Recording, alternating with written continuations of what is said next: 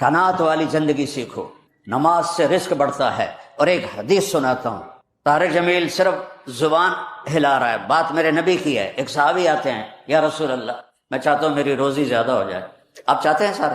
بولو ہیں، میں بھی چاہتا ہوں، میرا بھی دل کریں دا میری زمین نہ چو ڈھیر کپا ہوئے ہیں، ہم سارے چاہتے ہیں یا رسول اللہ میری روزی بڑھ جائے، مجھے کوئی بتائیں۔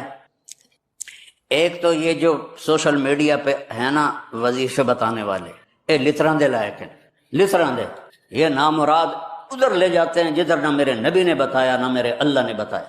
ایک تو ان کو سننا چھوڑ دو، میں اپنے نبی کا وظیفہ بتا رہا ہوں جو ہر آدمی، ہر مرد عورت کر سکتا ہے، چھوٹا بڑا بوڑھا جوان۔ یا رسول اللہ میری روزی بڑھ جائے۔ آپ نے کیا کہا؟ ادم علی الطہارہ یوسع الیک رزقک، با وضو رہا کر تیرا رزق بڑھ جائے۔ میرے نبی نے کوئی لمبی تسبیح نہیں بتائی، 1000 واری اے پڑھتے، 1000 واری اے پڑھ، ہکٹنگ چاہتے پڑھ۔ یہ سب کم وقت مال کماؤ ہیں، یہ پیسے بنا رہے ہیں، ان کے پاس تم سے ہم سے زیادہ پیسے ہوتے ہیں۔ اور نہ یہ اس چکر میں پڑھو کہ جادو ہو گیا، یہ فرولو جادو ہو گیا ہے، سایہ ہو گیا ہے۔ بھائی کتھے سایہ ہے، کتھے اتنے جادوگر پیدا ہو گئے بے ہر ویلے پھوکی جاننے دے تو تباہ کیتی جاندے۔ یہ سب فراڈ ہیں، یہ جو جادو ہو گیا اور جادو کے عمل کرنا پڑے گا اور ہانڈی چڑھانی پڑے گی اور پتہ نہیں کی کرنا پڑے گا، زمین میں دبانا پڑے گا، یہ سارے الودے پٹھے نے، اور تسی سارے بے وقوف ہو جڑے انہاں دے مگر لگے ہویا۔ میرے نبی کا وظیفہ سنو، ادم علی الطہارہ یوسع الیک رزق، تو باوضو رہ تیرا رزق بڑھ جائے گا۔ ایک وظیفہ اور بتاتا ہوں، میرے نبی نے فرمایا، یہ آپ نے خود فرمایا، یہ باوضو رہنے کا پوچھنے پہ ایک صحابی نے پوچھا کہ میں چاہتا ہوں میرا رزق بڑھ جائے، تو آپ نے فرمایا باوضو رہا کر رزق بڑھ جائے گا۔ اور باوضو رہنے کے کچھ اور فائدے بتاؤں۔ ایک دفعہ شیطان ہمارے نبی کی خدمت میں حاضر ہوا، آپ نے فرمایا یار اتا دس تیرے دشمن کتنے ہیں؟ کہنے لگا 15۔ تو آپ نے فرمایا کون؟ کہ پہلے تو تسی ہو، پہلے دشمن تو میرے تسی۔ پھر اس نے فہرست گنائی، بات لمبی ہوتی جا رہی۔ اس نے کہا پھر وہ مومن مرد اور عورت جو باوضو رہتے ہیں وہ میرے بڑے دشمن ہیں، ان سے مجھے ڈر لگتا ہے۔ اور باوضو سو جاؤ تو موت آ گئی تو شہادت کی ہوگی، باوضو سو جاؤ تو ایک فرشتہ تمہارے لیے دعا کرتا رہے گا، باوضو سو جاؤ شیطان ڈر کے پیچھے ہٹ جائے گا۔ اور ایک بتا رہا ہوں جو میرے نبی نے خود بتایا پوچھنے کے بغیر، جو یہ چاہے اس کی عمر لمبی ہو اور اس کا رزق زیادہ ہو تو وہ اپنے ماں باپ کی خدمت کرے۔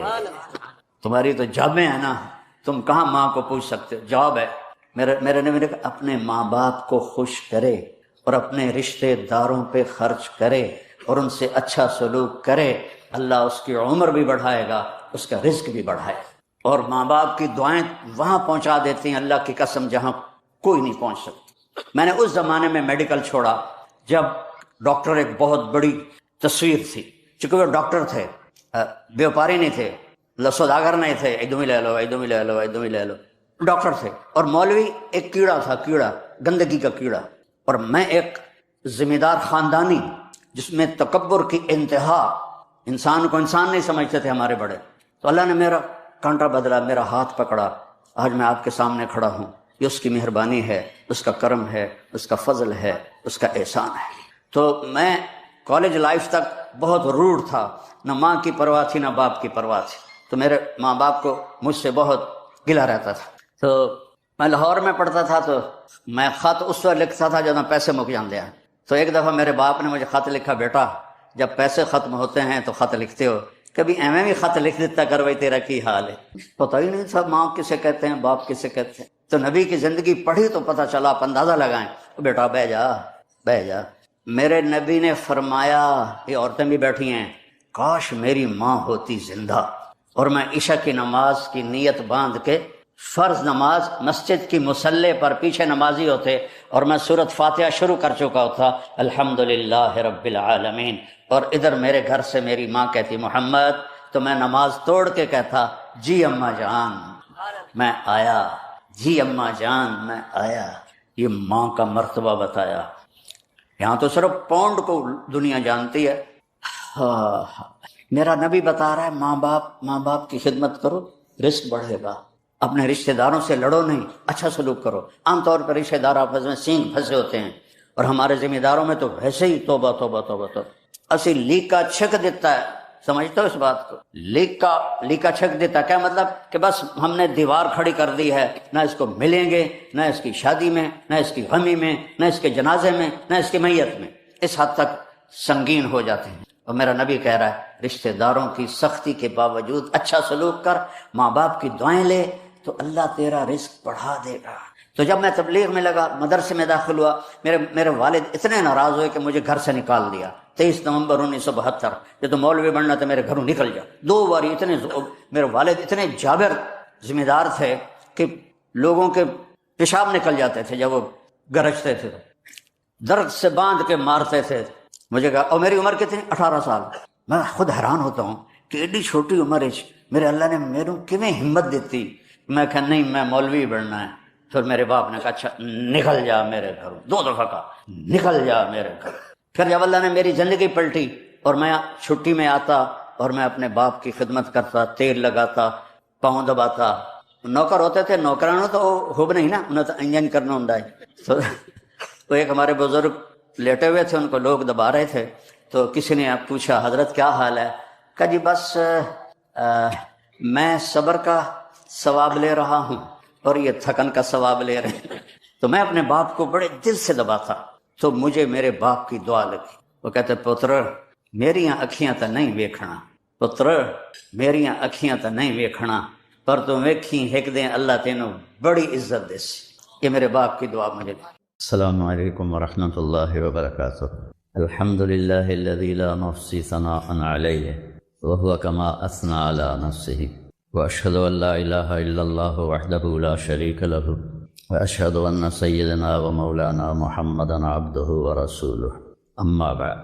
میرے محترم عزیزو، بھائیو، دوستو، طلبہ، اللہ تعالیٰ کے نبی کا فرمان ہے یتبع المیت ثلاث، جب کوئی شخص مر جاتا ہے تو اس کے ساتھ 3 چیزیں جاتی، اہلہ ومالہ واولادہ۔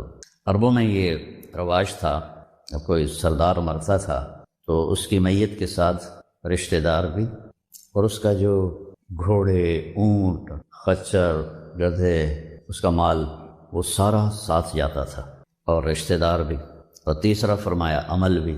تو یرجع اثنان ویبقى واحد، 2 تو واپس چلے جاتے ہیں، جو اس کا ساز و سامان ہوتا ہے۔ یہ قدیم زمانے میں یہ رسم تھی، وہ بھی واپس چلا جاتا ہے، رشتہ دار بھی چلے جاتے ہیں، عمل باقی رہ جاتا ہے۔ تو اگر وہ اچھا ہے تو وہ کامیاب ہے، اور برا ہے تو قبر سے خوفناک منظر کوئی نہیں ہے۔ میرے نبی نے فرمایا کہ میں نے قبر سے خوفناک منظر کوئی نہیں دیکھا، میرا جی چاہتا ہے میں تمہیں عذاب قبر دکھا دوں، لیکن پھر تم اپنے میتوں کو دفن کرنا چھوڑ دو گے۔ لیکن اگر وہ اپنے عمل کو ساتھ لے کر گیا ہے تو علا بن حضرمی رضی اللہ تعالیٰ عنہ بحرین کے جہاد سے واپس آ رہے تھے حضرت عمر کے زمانے میں، راستے میں انتقال ہو گیا تو ان کو وہاں دفن کر دیا۔ تو ایک مقامی آدمی نے کہا یہ ریتلی زمین ہے، یہاں جانور ہیں جو زمین کھود کے میت کو نکال کے کھا جاتے ہیں، تو اس کو یہاں سے نکالو، آگے ایک سخت زمین ہے وہاں دفن کر۔ تو صحابہ نے کہا ابھی تو دفن کیا ہے لہذا نکال لیتے ہیں۔ تو قبر کشائی کی گئی، اور حضرت انس رضی اللہ تعالیٰ عنہ فرماتے ہیں میں قبر میں اترا تو جب میں نے ایسے دیکھا تو وَإِذَا الْقَبْرُ مَدَّ الْبَصَرِ نُورٌ يَتَلَأْلَأُ، اللہ، میں نے دیکھا جہاں تک میری نظر جا رہی تھی قبر کھل چکی تھی اور نور سے جگمگا رہی تھی، یتلألأ۔ اور اس سے عجیب بات، میت غائب تھی، اللہ نے اس کو غائب کر دیا۔ ایسے ہی ایک واقعہ حضرت خبیب رضی اللہ عنہ کے ساتھ پیش آیا، جب ان کو اہل مکہ نے شہید کیا تو 40 دن ان کی لاش لٹکی رہی، اور اس کا ایک ذرہ بھی جسم کا خراب نہیں ہوا، تر و تازہ۔ تو آپ نے حضرت علی اور حضرت مقداد کو بھیجا کہ جاؤ اس کی میت کو لے کے آؤ۔ تو جب انہوں نے اتار لی تو قریش کو پتہ چل گیا، تو وہ پیچھے بھاگے، یہ آگے بھاگے۔ جب دیکھا کہ وہ سر پہ آ گئے ہیں تو انہوں نے میت کو زمین پہ رکھا اور تلواریں نکال لی۔ تو جب وہ قریش حملے کے لیے آئے تو ایسے زمین پھٹی اور میت اس میں غائب ہو گئی۔ تو قریش کہنے لگے ہماری تو لڑائی اس کی وجہ سے تھی، تم سے تو ہمارا کوئی مقصد نہیں تھا، وہ تو غائب ہو گئی، واپس چلے گئے۔ تو جب عمل اچھا ہوتا ہے تو آگے ایک پورا نظام ہے۔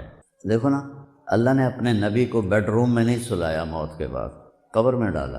تو اگر اللہ راضی ہے تو قبر مزے کی چیز ہے، کوئی خوفناک چیز نہیں ہے۔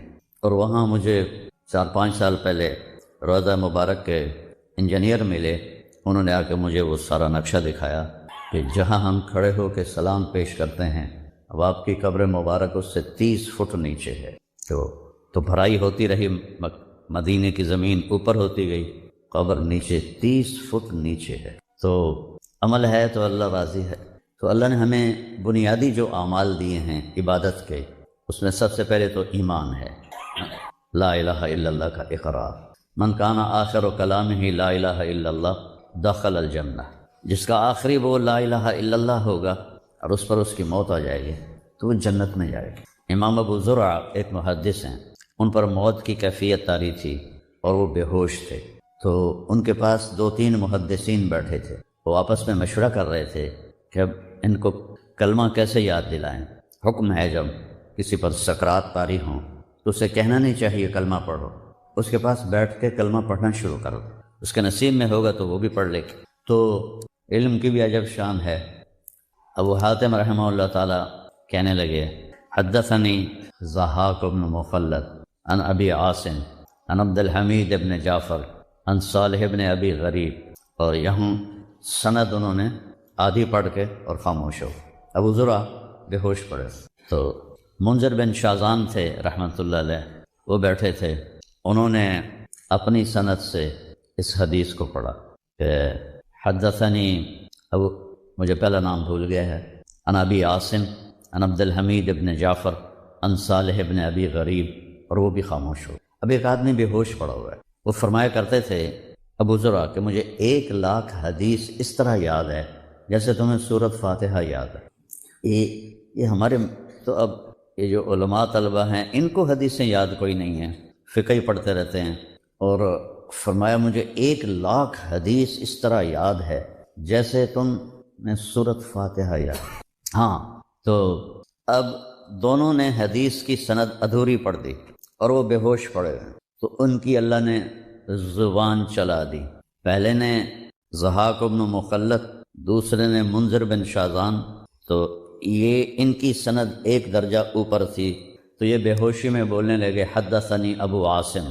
پہلا جو 2 نام تھے وہ ان کے استاد نہیں تھے، ان کے استاد اس سے بڑے تھے۔ حدثنی ابو عاصم، آنکھیں بند ہیں، بے ہوش ہیں، عن عبد الحمید ابن جعفر عن صالح ابن ابی غریب۔ اور پہلے 2 محدثین نے یہاں آ کر سند روک دی تھی، تو انہوں نے آگے پڑھی عن معاذ ابن جبل رضی اللہ تعالی عنہ قال قال رسول اللہ صلی اللہ علیہ وسلم من کان آخر کلامہ لا الہ الا اللہ دخل الجنہ، اور موت آ گئی۔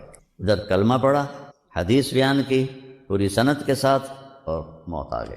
تو سب سے پہلی دولت ہے لا الہ الا اللہ محمد رسول اللہ کی گواہی دینا۔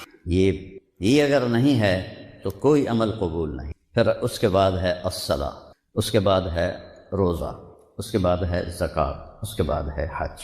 اللہ کے نبی نے روزے کو جس طرح بیان فرمایا ایسے کسی عمل کو بیان نہیں فرمایا۔ جس طرح آپ نے روزے کو پیش کیا ایسے کسی عمل کو پیش نہیں کیا۔ آپ ممبر پہ کھڑے ہوئے اور ایک دم کہا ماذا یستقبلکم وماذا تستقبلون، وہ کون آ رہا ہے، تم کس کے سامنے جا رہے ہو؟ تو وہ سارے پیچھے دیکھنے لگے، ادھر دیکھنے لگے، وہاں تو کچھ بھی نہیں تھا۔ پھر آپ نے کہا ماذا یستقبلکم وماذا تستقبلون، وہ کون آ رہا ہے، تم کس کے سامنے جا رہے ہو؟ پھر سب نے نظریں گھمائیں، کچھ بھی نظر نہیں آیا۔ پھر تیسری دفعہ پھر آپ نے فرمایا ماذا یستقبلکم وماذا تستقبلون، کون آ رہا ہے، کس کے سامنے جا رہے ہو؟ تو حضرت عمر رضی اللہ عنہ کھڑے ہو گئے، یا رسول اللہ عدو حضر، کوئی دشمن آ گیا ہے جو آپ کو اللہ نے دکھا دیا ہے کہ وہ حملہ کے لیے آ رہا ہے تو ہم تیاری کریں؟ آپ نے فرمایا نہیں۔ تو پھر وہ کہنے لگے اوحی نزل، کیا وحی آئی ہے؟ آپ نے کہا نہیں۔ تو حضرت عمر نے پوچھا پھر کون آ رہا ہے؟ تو آپ نے فرمایا قد جاءکم رمضان، رمضان کا مہینہ آ گیا ہے۔ اس خوبصورتی کے ساتھ اور اتنی اس کی عظمت کو بڑھا کے جیسے آپ نے روزے کو بیان کیا، اتنا کسی عمل کو نہیں بیان کیا۔ تو پہلی امتوں بھی پر بھی روزے فرض تھے، تو انہوں نے دین میں تحریف کی، وہ کبھی گرمی میں آتا تھا کبھی سردی میں آتا تھا، تو انہوں نے گرمی کے روزے سٹاپ کر دیے اور سردی میں فکس کر دیے اور 10 دن بڑھا دیے کہ یہ ہم نے تبدیلی کی ہے، اس کے بدلے میں ہم 10 روزے اور رکھیں گے۔ وہ 40 روزے رکھتے تھے، اور ان کا روزہ تھا افطاری سے افطاری، سحری کوئی نہیں تھی، جو افطاری میں کھا لیا اور پھر کل افطاری۔ ان پہ تراویح کی نماز کوئی نہیں تھی، کہ وہ اپنی کتاب کے حافظ نہیں تھے۔ یہ واحد کتاب ہے قرآن، جس کو 7 سال کا بچہ بھی یاد کر لیتا ہے اور 70 سال کا بوڑھا بھی یاد کر لیتا ہے، اور بغیر سمجھے یاد کی جانے والی کتاب دنیا میں ایک ہے، وہ قرآن ہے۔ ہمارے بچوں کو تو کچھ پتہ نہیں ہوتا وہ کیا پڑھ رہے ہیں، آج کے عرب بچوں کو بھی کچھ پتہ نہیں ہوتا، چونکہ ان کے ہاں سے وہ جو اصل عربی ہے وہ مٹ گئی ہے۔ تو ایک ایسی کتاب جو 30 پارے ہیں اور 6000 سے اوپر اس کی آیات ہیں، ان کو اس طرح یاد کرنا کہ زیر زبر کی غلطی نہ آئے۔ اور رائمنڈ میں جب میں پڑھتا تھا تو حفظ کا بھی شعبہ تھا، تو جو بچہ حافظ ہو جاتا تھا اس کا یہ امتحان ہوتا تھا کہ ایک دن میں پورا قرآن سنائے گا اور کوئی غلطی نہیں آئے گی، پھر اس کو حفظ کی سند ملتی تھی۔ اگر وہ ایک دن میں نہ پورا کر سکا یا ایک دن میں پورا کیا، ایک غلطی بھی آ گئی تو اس کو سند نہیں ملتی تھی۔ اس طرح سنائے کہ پورے قرآن میں ایک غلطی زیر زبر کی نہ ہو۔ یہ صرف قرآن ہے، قرآن کے علاوہ دنیا میں کوئی کتاب ایسی نہیں جو اس طرح یاد کی جائے، بغیر سمجھے یاد کی جائے، کسی لفظ کے مطلب کا پتہ ہی کوئی نہیں ہے اور وہ اس کو یاد کر رہا ہے۔ تو پہلی امتیں اپنی کتاب کی حافظ نہیں ہوتی تھیں، لہذا ان میں تراویح کی نماز ہو ہی نہیں سکتی تھی۔ صرف نبی کو کتاب یاد ہوتی تھی، باقی کسی کو یاد نہیں ہوتی۔ اور ہمارا بچہ بھی حافظ، بوڑھا بھی حافظ، سندھی بھی، پنجابی بھی، پٹھان بھی، بلوچ بھی، سب اللہ نے وَلَقَدْ يَسَّرْنَا الْقُرْآنَ لِلذِّكْرِ فَهَلْ مِن مُدَّكِرٍ، اس کے 2 مطلب ہیں کہ ہم نے قرآن کو آسان کر دیا، کوئی یاد کرنا چاہے آسان کر لیا۔ ہم نے قرآن کو نصیحت کے لیے آسان کر دیا، کوئی اس سے نصیحت لینا چاہے تو بالکل آسان ہے، مشکل نہیں ہے۔ تو ہمیں رات کو تراویح کی نماز ملی اور ہمیں سحری اور افطاری ملی۔ شروع میں 3 روزے 2 ہجری میں روزہ فرض ہوا شعبان کے بعد، تو روزہ ایسے ہی فرض ہوا جیسے بنی اسرائیل پر تھا، افطاری سے افطاری۔ اور روزہ کیسے شروع ہوتا تھا؟ افطاری کھا کے اگر آنکھ لگ گئی 1 منٹ کے لیے تو اگلا روزہ شروع ہو جاتا تھا۔ تو ایک صحابی ہیں قیس بن سرمہ رضی اللہ تعالیٰ عنہ، یہ اونٹ چراتے تھے، تو کافی مشقت کا کام ہے، تو اونٹ چرا کے واپس آئے تو بیوی سے پوچھا کوئی افطاری کا سامان ہے گھر میں؟ کہنے لگے کچھ بھی نہیں ہے، تم بیٹھو میں پڑوسیوں سے کچھ مانگ کے آتی ہوں۔ تو وہ اس کے لیے گئیں کہ کوئی میں اپنے خامند کے لیے افطاری اور اپنے لیے سامان لے کر آؤں۔ وہ لیٹے اور تھکے ہوئے تھے، نیند آ گئی۔ ادھر ان کی بیگم تھوڑا سا لیٹ ہو گئیں، سورج غروب ہو گیا، افطاریاں ہو گئیں۔ جب وہ اندر آئے تو کہنے لگے ہلک تجبنا سرما کے بیٹے تو مارا گیا۔ تو ان کی آنکھ کھلی، کیا ہوا؟ کہا اگلا روزہ شروع ہو گیا۔ اب سارا دن وہ ہماری طرح تو نہیں پیزے کھا کے سحری کرتے تھے، تو کھجور کھا کے سحری ہوتی تھی یا جو کی خشک روٹی لی اور سحری ہو گئی۔ تو اب سارے دن کا روزہ اور سارا دن اونٹ چرائے اور شدید بھوک کی حالت، اور اگلا روزہ شروع ہو گیا۔ تو انہوں نے کہا جو میرے رب کا حکم۔ ظہر کی نماز پڑھنے مسجد میں آئے تو بے ہوش ہو کے گر گئے۔ تو آپ نے سلام پھیر کے پوچھا یہ کیا ہوا؟ قیس کو کیا ہوا؟ کہ یا رسول اللہ آج ان کی افطاری رہ گئی تھی، تو انہوں نے پھر وہ بھوک پر ہی روزہ رکھا ہے، بے ہوش ہو گئے۔ تو اللہ تعالیٰ کے نبی کا دل گھٹ گیا کہ میری امت پر اتنی مشقت آ گئی ہے، تو اللہ تعالیٰ نے اسی وقت قرآن اتار دیا کہ کلوا واشربوا حتی یتبین لکم الخیط الابیض من الخیط الاسود ثم اتموا من الفجر ثم اتموا الصیام الی اللیل۔ میرے نبی ہم نے آپ کے لیے آسانی کر دی، آپ کی امت افطاری بھی کرے سحری بھی کرے، دونوں ٹائم کھائے۔ اور جب کالا دھاگا سفید دھاگا، اس میں آپ دیکھیں ہم کا لفظ آتا ہے، قد افلح المؤمنون الذین هم فی صلاتهم خاشعون والذین هم للزکاة فاعلون والذین هم عن اللغو معرضون والذین هم لفروجهم حافظون، تو والذین هم لاماناتهم وعهدهم راعون، اور اولئک الذین یرثون الفردوس هم فیہا خالدون ہم۔ تو اس میں اللہ تعالیٰ کہہ رہا ہے کہ جنت الفردوس میں جانے والا وہ ہے جس میں یہ صفات ہوں گی، بس یہی لوگ جائیں گے، دوسرے نہیں جا سکتے۔ جنت تو سارے مومنین کے لیے ہے، لیکن اگر جنت الفردوس جانا ہے، وی آئی پی کلاس میں جانا ہے، فرسٹ کلاس میں جانا ہے اور وی آئی پی لانج میں بیٹھنا ہے، تو جو قیامت سے پہلے اور ہماری موت سے لے کر اٹھنے کا جو وقت ہے یہ لاؤنج ہے، اس میں اب لاؤنج میں بیٹھے ہوئے ہیں۔ تو فرسٹ کلاس لاؤنج اور ہوتا ہے اور بزنس اور ہوتا ہے، اکانومی اور ہوتا ہے۔ تو اللہ تعالیٰ فرما رہے ہیں کہ اگر تم بہت اعلیٰ زندگی لینا چاہتے ہو تو یہ چند باتیں ہیں۔ کیا ہیں؟ قد افلح المؤمنون الذین هم فی صلاتهم خاشعون۔ فلاح پا گئے، کامیاب ہو گئے کون؟ جو نماز توجہ سے پڑھتے ہیں، نماز شوق سے پڑھتے ہیں اور نماز دھیان سے پڑھتے ہیں۔ یہ ایک بات ہو، اور کوئی لمبا کام تو نہیں بتایا، 5 نمازیں بتائیں، اس کے سوا اور کسی نماز کا مطالبہ نہیں کیا، ترغیب دیا ہے، اشراق پڑھو، تہجد پڑھو، اوابین پڑھو، نوافل پڑھو، سنتیں پڑھو، لیکن مطالبہ صرف 17 رکعات کا ہے۔ 2 فرض صبح، 4 فرض ظہر، 4 فرض عصر، 3 فرض مغرب اور 4 فرض عشاء، یہ مل کے 17 رکعات بنتی ہیں، جس کے ادا کرنے پر آپ کامیاب ہیں اور نہ ادا کرنے پر پکڑ ہے۔ باقی سارے نوافل تہجد چھوڑ دے، اس پر حساب کوئی نہیں۔ تو پہلی صفت ہے جنہوں نے اپنی نمازوں کو دھیان سے پڑھا۔ دوسری ہے والذین هم للزکاۃ فاعلون، جو زکوٰۃ ادا کرتے ہیں۔ اللہ کو سخی سے پیار ہے، بخیل سے اللہ تعالیٰ کبھی پیار نہیں کرتا، چاہے وہ الٹا لٹک کے عبادت کرے، ایک ٹانگ پہ کھڑے ہو کے عبادت کرے، اللہ پاک کو سخی سے پیار ہے۔ اور میرے نبی کا فرمان ہے سخی اللہ کے قریب ہے، سخی جنت کے قریب ہے، سخی جہنم سے دور ہے، اور سخی سے اللہ راضی ہے۔ اور بخیل آدمی اللہ سے دور ہے، جنت سے دور ہے، جہنم کے قریب ہے اور اللہ اس سے ناراض ہے۔ اور پھر اللہ نے سخاوت کی کیا حد رکھی ہے؟ 2.5%۔ اگر آپ کے پاس 1 لاکھ روپے ہے، 2,500 اس میں سے نکال کے کسی غریب کو دے دیں تو آپ بھی سخیوں میں آ گئے۔ باقی سخاوت کی کوئی حد نہیں، جتنا دیتے چلے جائیں وہ کم ہے۔ آپ کے پاس 1 کروڑ روپے ہے تو 2.5 لاکھ دے دیں، 1 کروڑ سے 2.5 لاکھ نکل جائے پتہ ہی نہیں چلتا، اور 1 لاکھ سے 2,500 نکل جائے تو پتہ ہی نہیں چلتا، 2.5 لاکھ کروڑ میں سے، 2,500 لاکھ میں سے۔ اور ہمارے لیے ہے جو ذمہ دارہ پیشے سے تعلق رکھتے ہیں، ہمارے لیے ہے 5%، کہ اگر میرے چاول 100 من ہوئے ہیں تو اس میں 5 من غریب کا حصہ ہے، میری 100 من گندم ہوئی ہے اس میں 5 من غریب کا حصہ ہے، میری کپاس 100 من ہوئی ہے اس میں 5 من غریب کا حصہ ہے۔ تو دوسری صفت اللہ نے بتائی والذین هم للزکاۃ فاعلون۔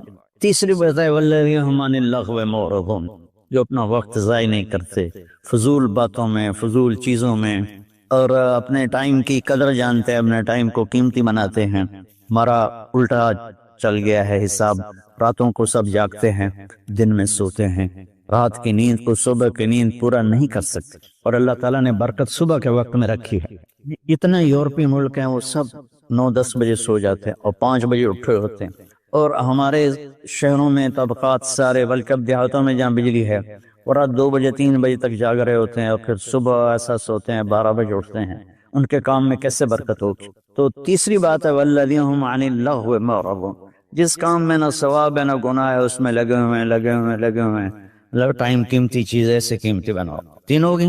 چوتھی ہے والذین هم لفروجهم حافظون الا علی ازواجهم او ما ملکت ایمانهم فانهم غیر ملومین، جو زنا نہیں کرتے، جو شادی کرتے ہیں، جو زنا نہیں کرتے، جو شادی کرتے ہیں۔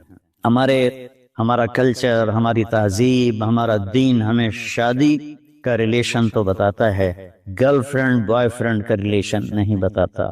یہ انسانیت پر بہت بڑا داغ ہے، اس کے ماتھے کا دھبا ہے کہ بوائے فرینڈ گرل فرینڈ، یہ ہمیں یورپ سے ملا۔ ہماری تو تہذیب تھی کہ ہم اپنی بیٹی کو خود ڈولی میں بٹھاتے تھے اور سسرال کے حوالے کرتے تھے، اور اسے عزت سے لے جاتے تھے اور اپنے گھر میں اس کو عزت سے رکھتے تھے، جہاں اس کی ڈولی اترتی تھی وہیں سے اس کا جنازہ نکلتا تھا۔ تو لیکن میری گزارش ہے میرے عزیزو بچو، شادی کرو، بوائے فرینڈ گرل فرینڈ یہ تمہارے لیے تباہی ہے۔ تو اللہ تعالیٰ کہہ رہا ہے والذین هم لفروجہم حافظون، جو اپنی عزت کی حفاظت کرتے ہیں سوائے شادی کے، عورت ہو یا مرد ہو، وہ کسی سے ریلیشن قائم نہیں کرتے. کوئی لڑکی کسی لڑکے سے، کوئی لڑکا کسی لڑکی سے شادی کے بغیر تعلق نہیں بناتا، یعنی زنا نہیں کرتے. تو یہ ایک بہت بڑا وہ معاشرہ تباہ ہو جاتا ہے جس میں زنا پھیل جاتا ہے، معاشرہ برباد ہو جاتا ہے جس میں زنا پھیل جاتا ہے. اللہ تعالیٰ میری آپ کی حفاظت فرمائے. فَمَنِ ابْتَغَىٰ وَرَاءَ ذَلِكَ فَأُولَٰئِكَ هُمُ الْعَادُونَ. اور جو اس سے آگے بڑھتا ہے یعنی زنا کرتا ہے تو اللہ کہتا ہے پھر وہ جان لے کہ اس نے حدود کو کراس کر لیا ہے. تو خاشعون، مورد، فاعلون، نماز، زکوٰۃ، فضول چیزوں سے بچنا اور زنا سے بچنا. اور والذین هم بشہادتہم قائمون، اور جو والذین هم لاماناتہم وعہدہم راعون، جو اپنے وعدے کو نبھاتے ہیں، امانت میں خیانت نہیں کرتے. والذین هم علی صلواتہم یحافظون، جو اپنی نماز کی حفاظت کرتے ہیں. اولئک الذین یرثون الفردوس هم فیہا خالدون، یہ وہ لوگ ہیں جو جنت الفردوس کے وارث بنے گے. وارث بننے کا کیا مطلب ہے؟ کوئی ان سے چھین نہیں سکے گا، کوئی ان سے لے نہیں سکے گا. میری وراثت میں اللہ نے دے، تو وارث ہے. جیسے ہم اپنے باپ کے وارث بنے، ہمارے بیٹے ہمارے وارث بنیں گے. تو یرثون کا لفظ فرمائے، یدخلون نہیں کہا کہ یہ جنت میں داخل ہوں. یرثون میں تسلی ہے کہ میرے بندو تسلی رکھو، تم سے کوئی چھین نہیں سکتا، تم سے کوئی لے نہیں سکتا. یہ صرف 7 باتیں. خاشعون، نماز کو پڑھو دھیان کے ساتھ، زکوٰۃ کو ادا کرو 2.5%. والذین هم للزکاۃ فاعلون والذین هم عن اللغو معرضون، اپنے آپ کو فضول کاموں سے بچاؤ. قیمتی وقت ہے، قیمتی زندگی ہے، کسی اچھے کام میں لگاؤ. والذین هم لفروجہم حافظون، جو زنا نہیں کرتے اور اپنے آپ کو پاک دامن رکھتے ہیں. والذین هم لاماناتہم وعہدہم راعون، جو وعدے نبھاتے ہیں اور بددیانتی نہیں کرتے. والذین هم علی صلواتہم یحافظون، نماز کو 2 دفعہ کہا تو اس سے معلوم ہوا کہ باتیں صرف 6 ہیں. نماز عبادات میں سب سے بڑی بندگی ہے تو اللہ تعالیٰ نے اس کو 2 دفعہ کہا. والذین هم علی صلواتہم یحافظون، جو نماز میں سستی نہیں کرتے اور اس سے بر وقت پڑھتے ہیں اور مسجد میں پڑھتے ہیں، باجماعت پڑھتے ہیں، سوائے عذر کے گھر میں پڑھ لیتے ہیں. تو یہ 7 باتوں میں اللہ تعالیٰ کہتا ہے جنت الفردوس مجھ سے خرید لو. تو کوئی مہنگا سودا نہیں ہے، ساری چیزیں ہماری ذات سے متعلق. ہم اپنی ذات میں نماز کو دھیان سے پڑھیں، ہم زکوٰۃ کو ادا کریں، ہم فضول ٹائم ضائع نہ کریں، ہم پاک دامن رہیں اور اپنی امانت میں خیانت نہ کریں. میرے نبی نے فرمایا کہ میرا امتی ہر گناہ کر سکتا ہے، 2 نہیں کر سکتا، ایک جھوٹ کبھی نہیں بولے گا اور ایک دھوکہ کبھی نہیں دے گا. اور پھر دوبارہ فرمایا والذین هم علی صلواتہم یحافظون، جو نماز کی حفاظت کرتے ہیں، یعنی وقت پر پڑھتے ہیں، ٹالتے نہیں ہیں. اولئک الذین یرثون الفردوس، یہی ہیں وہ لوگ جو جنت الفردوس کے وارث کا مطلب ہے تم سے کوئی چھین نہیں سکے گا. ہم فیہا خالدون، یہی لوگ ہیں جو اس میں ہمیشہ رہیں گے. تو اگر ان صفات میں کمی ہے اور ایمان ہے تو نیچے والی جنت تو مل جائے گی، VIP جنت نہیں ملے گی جسے اللہ نے اپنے ہاتھوں سے بنایا ہے. کن فیکون سے نہیں بنایا، اپنے ہاتھوں سے بنایا ہے. اور اس میں ایک، ویسے تو ساری جنت میں نہریں ہیں، چشمے ہیں، دریا ہیں، لیکن ایک چشمہ ہے جو صرف ایک دریا ہے جو صرف جنت الفردوس میں بہتا ہے. وَمِزَاجُهُم مِّن تَسْنِيمٍ يَشْرَبُ بِهَا الْمُقَرَّبُونَ، باقی ساری جنت والوں کو تسنیم چشمے کی چند بوندیں ان کے گلاس میں ڈالی جائیں گی، ان کی سراہی میں ڈالی جائیں گی اور وہ پیئیں گے. اور جنت الفردوس والے خالص اس کو پیئیں گے. تسنیم السنام سے اونٹ کی کوہان جیسے ایسے ہوتی ہے اس طرح. تو وہ چشمہ جب بہتا ہے تو زمین پہ نہیں بہتا، یہاں بہتا ہے، نیچے بھی نہیں، زیادہ اوپر بھی نہیں، یہاں بہتا ہے. ان اللہ علی کل شیء قدیر، اللہ ہر چیز پر قادر ہے. تو وہ جب جنت الفردوس والے طلب کریں گے تو اس طرح نیچے وہ آئے گا، ان کے جام میں ڈالے گا، سراہی میں ڈالے گا اور اللہ تعالیٰ ان کو اس کا مزہ دے گا. ایسے ہی سورہ دہر میں اللہ تعالیٰ نے 3 درجے فرمائے ہیں. اس میں جنت الفردوس والا درجہ ہے کہ وَسَقَاهُمْ رَبُّهُمْ شَرَابًا طَهُورًا، اللہ خود انہیں شراب طہور پلائے گا. تو میرے بھائی بہنوں، میرے بچوں بچیوں، اللہ کے واسطے قرآن پڑھو، قرآن سے جڑو. علماء سے کہتا ہوں قرآن بیان کرو، قرآن بیان کرو، قرآن بیان کرو، اپنے نبی کی سیرت بیان کرو، سیرت بیان کرو، سیرت بیان کرو. اتنی کتابیں جو چھپی ہوئی ہیں جو جس کی کوئی سند ہی کوئی نہیں، اس کو پڑھائے جا رہے ہیں، بھولے جا رہے ہیں. قرآن سے امت کٹ گئی، حدیث سے، سیرت سے کٹ گئی، تم اندھے ہو گئے. میں چند دن پہلے سن رہا تھا کہ شیخ عبد القادر جیلانی رحمت اللہ علیہ نے اوپر جا کر اسرائیل سے اپنے مرید کی روح کو پکڑ کے کھینچ لیا اور واپس لے آ کے زندہ کر دیا. اور تمہیں اللہ کا واسطہ ایسی خرافات سے بچو، ایسی لغویات سے بچو. یہ وہ واقعات ہیں جن کی کوئی سند نہیں، کوئی دلیل نہیں. تو اللہ کے واسطے قرآن پڑھو، قرآن پڑھو، چونکہ یہ وہ چیز ہے لا ریب فی. لا، ہر کتاب میں شک ہو سکتا ہے، یہ کیا ہے؟ لا ریب فی. یہ دعویٰ صرف قرآن کا ہے کہ میری کتاب میں کوئی شک نہیں ہے. اس تم پڑھو گے تو تمہاری دنیا بھی آخرت سنورے گی. اللہ تعالیٰ مجھے آپ کو قرآن سے جوڑے، سیرت پاک سے جوڑے، حدیث سے جوڑے. الحمدللہ رب العالمین والصلاة والسلام علی رسولہ الکریم وعلی آلہ وصحبہ اجمعین. میرے عزیز و خواتین و حضرات، بچے بچیاں، میرے دوست احباب، جاننے والے نہ جاننے والے، اللہ تعالیٰ کی طرف سے ہم پر بڑا احسان ہوا ہے. اللہ تعالیٰ نے ہفتے میں 7 دنوں میں ایک دن بابرکت بنایا، وہ جمعہ کا ہے. اللہ تعالیٰ نے قوم یہود سے کہا کہ میرے علم میں ایک دن ہے بہت برکت والا، وہ تم ڈھونڈو اور چن لو. تو انہوں نے خطا کھائی اور ہفتے کا دن چن لیا. ہفتے کو یہودی عبادت کرتے ہیں، کام نہیں کرتے. پھر اللہ تعالیٰ نے عیسیٰ علیہ السلام کی قوم سے کہا کہ ایک دن میرے بارگاہ میں بہت بابرکت ہے، دعائیں قبول ہوتی ہیں، اسے تم ڈھونڈو. ان پہ چھوڑا تو انہوں نے اتوار چن لیا. لیکن جب ہماری باری آئی تو اللہ نے ہمیں نہیں کہا کہ ڈھونڈو. اللہ نے اپنے محبوب کی محبت میں جناب رسول اللہ صلی اللہ تعالیٰ علیہ وسلم کی توفیل اللہ تعالیٰ نے ہمیں خود بتا دیا کہ وہ جمعہ کی رات ہے اور جمعہ کا دن ہے. یہ سب سے بہترین دن ہے جمعہ کا، اور پورے سال کے لحاظ سے جمعہ کی رات سب سے بہترین رات ہے. خصوصی طور پر پھر شب قدر سب سے اعلیٰ ہو جاتی ہے، لیلۃ القدر سب سے اعلیٰ ہو جاتی ہے. تو وہ 21، 23، 25، 27، 29 کی راتوں میں کوئی ایک رات ہوتی ہے. تو وہ اللہ تعالیٰ نے بہت ہی بابرکت بنائی. اللہ ہمیں نصیب فرمائے. تو جمعے کا دن اللہ تعالیٰ نے پسند فرمایا. اس میں ایک گھڑی دعا کی قبولیت کی ہے، وہ چھپی ہوئی ہے. اس گھڑی میں جس خوش نصیب کو ہاتھ اٹھانے کی دولت مل جائے وہ دعا فوراً قبول ہوتی ہے اور سیدھی عرشوں پر جاتی ہے. علماء نے اس میں تحقیق کی، ہر ایک نے اپنے اپنے خیال کے مطابق. بعضوں کے نزدیک جب امام خطبے کے لیے ممبر پہ آتا ہے تو وہ دعا کی قبولیت کا وقت. بعضوں کے نزدیک جب 2 خطبوں کے درمیان بیٹھتا ہے تو وہ وقت دعا کی قبولیت کا ہے. اور بعضوں کے نزدیک عصر سے مغرب کے درمیان کوئی بھی گھڑی اللہ کی بارگاہ میں دعا کی قبولیت کی ہوتی ہے. تو جمعہ کی نماز کو اللہ کے نبی نے بہت اہم قرار دیا.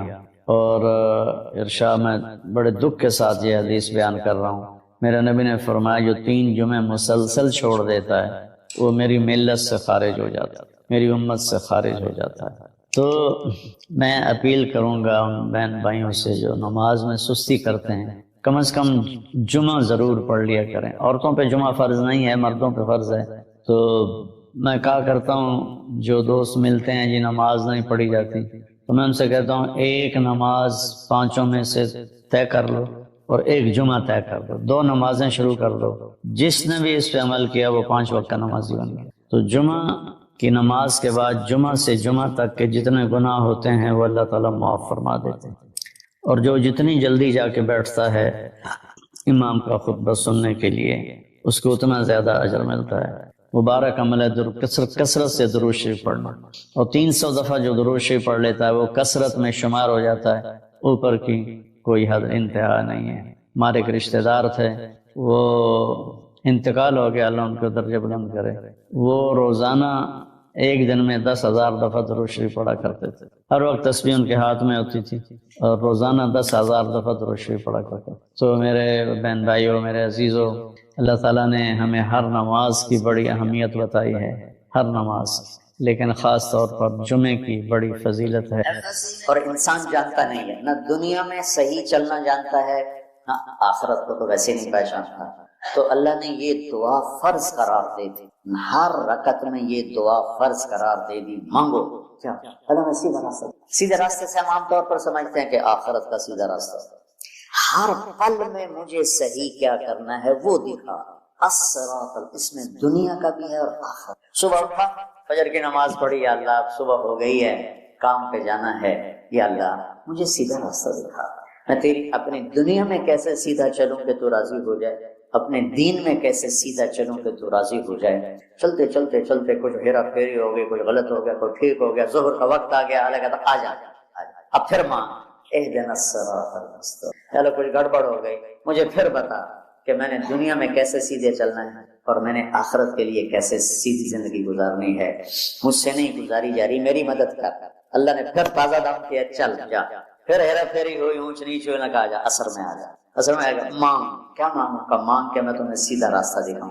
چونکہ تمہارے اندر یہ جانوروں کی طرح چپ ہے نہیں، انہوں نے وہی کرنا ہے جو ان کو ان کے اندر ڈال دیا ہے. یہ درختوں میں چپ ڈال دیا. کبھی آم پہ انگور دیکھے، انگور پہ کریلا دیکھے، کبھی شیشم پہ پھل دیکھا، اندر میں ڈال دیا گیا ہے تجھے پھل دینا ہے. کون سا دینا ہے، کس موسم میں دینا ہے، کس رنگ میں دینا ہے، کس ذائقے میں دینا ہے، کس خوشبو میں دینا ہے، کس تاثیر میں دینا ہے. تو ہمیں اس میں اللہ تعالیٰ نے دونوں تاریں ڈال دی ہیں، اچھائی برائی. تو لگا آؤ پھر مانگو، اثر میں پھر مانگو، پھر جائے تو اونچ نیچ ہو جا، مغرب میں پھر مانگو. وہ اتنا مہربان ہے. آجا مانگ، یا اللہ. پھر گڑبڑ ہو گئی، پھر دیکھا راستہ، پھر کہا چلو عشاء ہو گئی، آجا. اب حالانکہ اب تو نے سو جانا ہے، لیکن سوچ رات میں کتنی برائیاں ہوتی ہیں، سب سے زیادہ برائیاں تو رات کو ہوتی ہیں. پھر مانگ کہ میں تیری رات صحیح گزروا دوں، تیرا ہر پل صحیح گزروا دوں، اور پھر آخرت کا راستہ بھی تجھے صحیح دکھا دوں. یہ اہدنا الصراط المستقیم، ہر پل میں سیدھے راستے کو مانگنا، ہر پل میں سیدھے راستے کو مانگنا. اور صراط چوڑے راستے کو کہتے ہیں، مستقیم سیدھے راستے کو کہتے ہیں. یہ ہمارا موٹر وے بن گیا ہے ہمارے گھر تک. تو ہم نے وہ پینسرے جاؤ، گوجرے جاؤ، ٹوپے جاؤ، رجانے جاؤ، پیر مل جاؤ، سندیلیاں لے جاؤ، عبدالحکیم جاؤ، تھکے کھاندے کھاندے گھر جاؤ. وہ چھوڑ کے ہم 1.5 گھنٹے میں یہاں سے، پہلے 3.5 گھنٹے لگتے تھے، ہم 1.25 گھنٹے 1.5 گھنٹے میں گھر پہنچ جاتے ہیں. یہ صراط اور غیر صراط کا فرق. آدمی جب راستے کا چناؤ کرتا ہے تو کہتا ہے راستہ سیدھا، راستہ کھلا بھی ہو چوڑا بھی، کھلا بھی ہو چوڑا بھی. تو اللہ کہتا ہے میں قربان. اور اللہ نے کیا کہا، میرا بندہ اے مانگ، اے مانگ، میں تینوں موٹر وے تے چڑھاؤں. میں تجھے موٹر وے پہ چڑھانا چاہتا ہوں. تو بولے دی چکی دی گلیاں پھر رہتا نام ہے نا، بولے دی چکی، تو اس کی سڑکیں بھی ایسے ہی ہوں گی. اور صراط تلوار کو بھی کہتے ہیں. تلوار کا جو ایک ہوتا ہے نا ایک طرف، اس کو بھی صراط کہتے ہیں. تو صاف شفاف ہے، کوئی کھڈا بڈا نہیں. تو اللہ تعالیٰ ہم سے کہہ رہا ہے ایسا راستہ مانگ جو صاف شفاف. اور جیسے صراط تلوار جیسے چیز کو کاٹتی ہے تیزی کے ساتھ، ایسے ہی اللہ تعالیٰ کہہ رہا ہے کہ وہ راستہ مانگ جو میں تیزی کے ساتھ وہ اپنے گھر پہنچ، جیسے ہم تیزی کے ساتھ اب گھر پہنچ. اور مستقیم، ٹیڑھا میڑھا، سرسبز ہو، سرسبز ہو، دیکھنے کو میں اچھا لگے. تو انعمت علیہم صراط الذین انعمت علیہم. ناعمہ اس بوٹی کو کہتے ہیں جس پر کبھی خزاں نہ آئے، وہ پودا جس پر ہمیشہ ہریالی رہے، وہ ناعمہ ہے. وجوہ یومئذ، کبھی ان پہ کوئی خزاں نہیں آئی. تو اللہ کہہ رہا ہے صرف روڈ نہ مانگ، سرسبز بھی مانگ. کہیں چائے پیو، کتے کافی پیو، کتے بہ کے گپا مارو.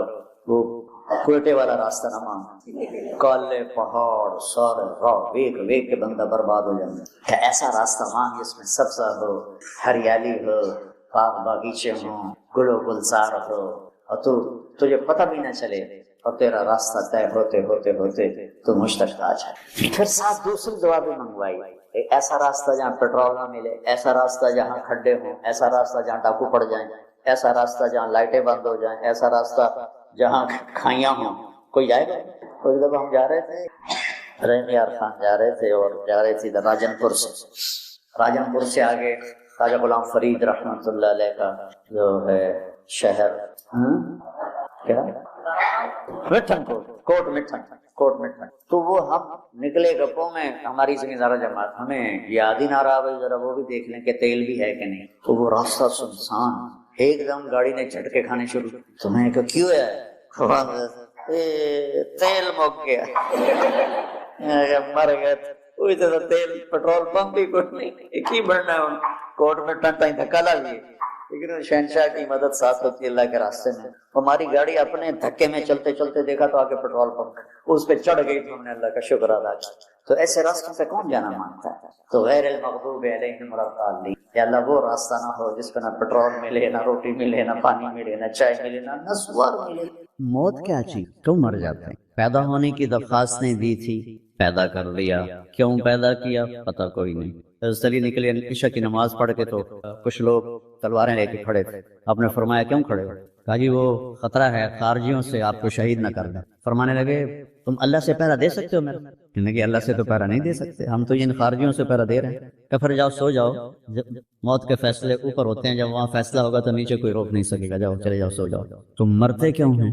پھر کوئی جلا دیتا ہے، کوئی بہا دیتا ہے، کوئی مٹی میں ملا دیتا ہے، کوئی پرندوں کے سپرد کر دیتا ہے۔ پارسی موت کیا چیز ہے، میڈیکل سائنس میں اس کے 200 جواب ہیں، 200، اور ایک بھی صحیح نہیں، سارے غلط۔ پھر موت کے بعد کچھ ہے یا مر گئے اور مٹی ہو گئے؟ یہ چند سوال میں نے آپ کے سامنے رکھے ہیں اور پوری دنیا کے انسانوں کو چیلنج کہ اپنے علم سے جواب دو، کسی کے پاس اس کا جواب۔ موت کیا چیز، کیوں مر جاتے ہیں؟ پیدا ہونے کی درخواست نے دی تھی، پیدا کر دیا، کیوں پیدا کیا پتہ کوئی نہیں۔ اب مرنا نہیں چاہتے، لیکن دائیں بائیں موت کے حملے ہو رہے ہیں، ایک دن مجھ پر بھی ہو جائے گا، آپ پر بھی ہو جائے گا، اور ہم ایک ماضی کی بھولی بسری داستان بن جائیں گے۔ تم مرتے کیوں ہیں؟ پھر کوئی جلا دیتا ہے، کوئی بہا دیتا ہے، کوئی مٹی میں ملا دیتا ہے، کوئی پرندوں کے سپرد کر دیتا ہے، پارسی وہ اوپر رکھ دیتے ہیں، گدھ آ کے کھا جاتے ہیں۔ تو یہ موت کیا چیز ہے؟ تھوڑا شروع میں میڈیکل میں نے شروع کیا تھا تو پھر اللہ نے میرا راستہ بدل دیا۔ تو موت کیا چیز ہے، میڈیکل سائنس میں اس کے 200 جواب ہیں، 200، اور ایک بھی صحیح نہیں، سارے غلط، کیونکہ وہ انسانی عقل سے نہیں پہنچ سکتے۔ پھر موت کے بعد کچھ ہے یا مر گیا اور مٹی ہو گئے؟ یہ چند سوال میں نے آپ کے سامنے رکھے اور پوری دنیا کے انسانوں کو چیلنج کہ اپنے علم سے جواب دو، کسی کے پاس۔ موت کون دیتا ہے؟ یحیی و یمیت، مارنے والا بھی اللہ ہے اور زندگی دینے والا بھی اللہ ہے۔ زندگی موت کا نظام میرے اللہ کے ہاتھ میں ہے، زمین پر نہیں ہے، اوپر فیصلے ہوتے ہیں، زمین پہ فیصلے نہیں ہوتے۔ حضرت علی نکلے عشاء کی نماز پڑھ کے تو کچھ لوگ تلواریں لے کے کھڑے تھے، آپ نے فرمایا کیوں کھڑے ہو؟ کہا جی وہ خطرہ ہے خارجیوں سے، آپ کو شہید نہ کر دیں۔ فرمانے لگے تم اللہ سے پہرا دے سکتے ہو میرا؟ کہنے کہ اللہ سے تو پہرا نہیں دے سکتے، ہم تو ان خارجیوں سے پہرا دے رہے ہیں۔ کہ پھر جاؤ سو جاؤ، جب موت کے فیصلے اوپر ہوتے ہیں، جب وہاں فیصلہ ہوگا تو نیچے کوئی روک نہیں سکے گا، جاؤ چلے جاؤ سو جاؤ۔ تو موت دینے والا بھی اللہ ہے، زندگی دینے والا بھی اللہ۔ موت کے بعد کیا ہوگا وہ بھی ہمارے اللہ نے ہمارے نبی کی زبان سے ہمیں بتایا کہ میرا رب اذا زلزلت الارض زلزالها، زمین میں زلزلہ آئے گا، اذا السماء انفطرت، آسمان پھٹے گا، اذا الشمس کورت، سورج پہ نور ہوگا، اور پھر موت کا حکم آئے گا۔ اور اللہ ایک تو آج فرد کی موت ہے، ایک مرد کی موت ہے، ایک عورت کی موت ہے، ایک دن آئے گا جب اذا الشمس کورت، یہ بھی میرے نبی نے بتایا کہ ایک زلزلے کے ساتھ کائنات کو پھاڑ دیا جائے گا، پھر پہلے آسمان کے فرشتے مار دے گا، دوسرا، تیسرا، چوتھا، پانچواں، چھٹا، ساتوں آسمان کے فرشتے مار کے اللہ پوچھے گا کون باقی ہے؟ ملک الموت اسرائیل سے وہ کہے گا یا اللہ عرش کے فرشتے اور ہم 4 باقی ہیں۔ تو اللہ تعالیٰ کہے گا جبریل و میکائیل کو موت دے دو، تو اللہ کا عرش کہے گا یا اللہ ان کو بچا لیں، یہ آپ کے قدیم خادم ہیں۔ تو اس کو خاموش، فقط کتبت الموت علی من کان تحت عرشی، میرے عرش کے نیچے سب مریں گے۔ پھر اللہ کہے، پھر جبریل میکائیل مر جائیں گے، پھر اللہ کہے گا کون باقی؟ کہیں گے یا اللہ عرش کے فرشتے اور ہم 2، اسرافیل اور اسرائیل۔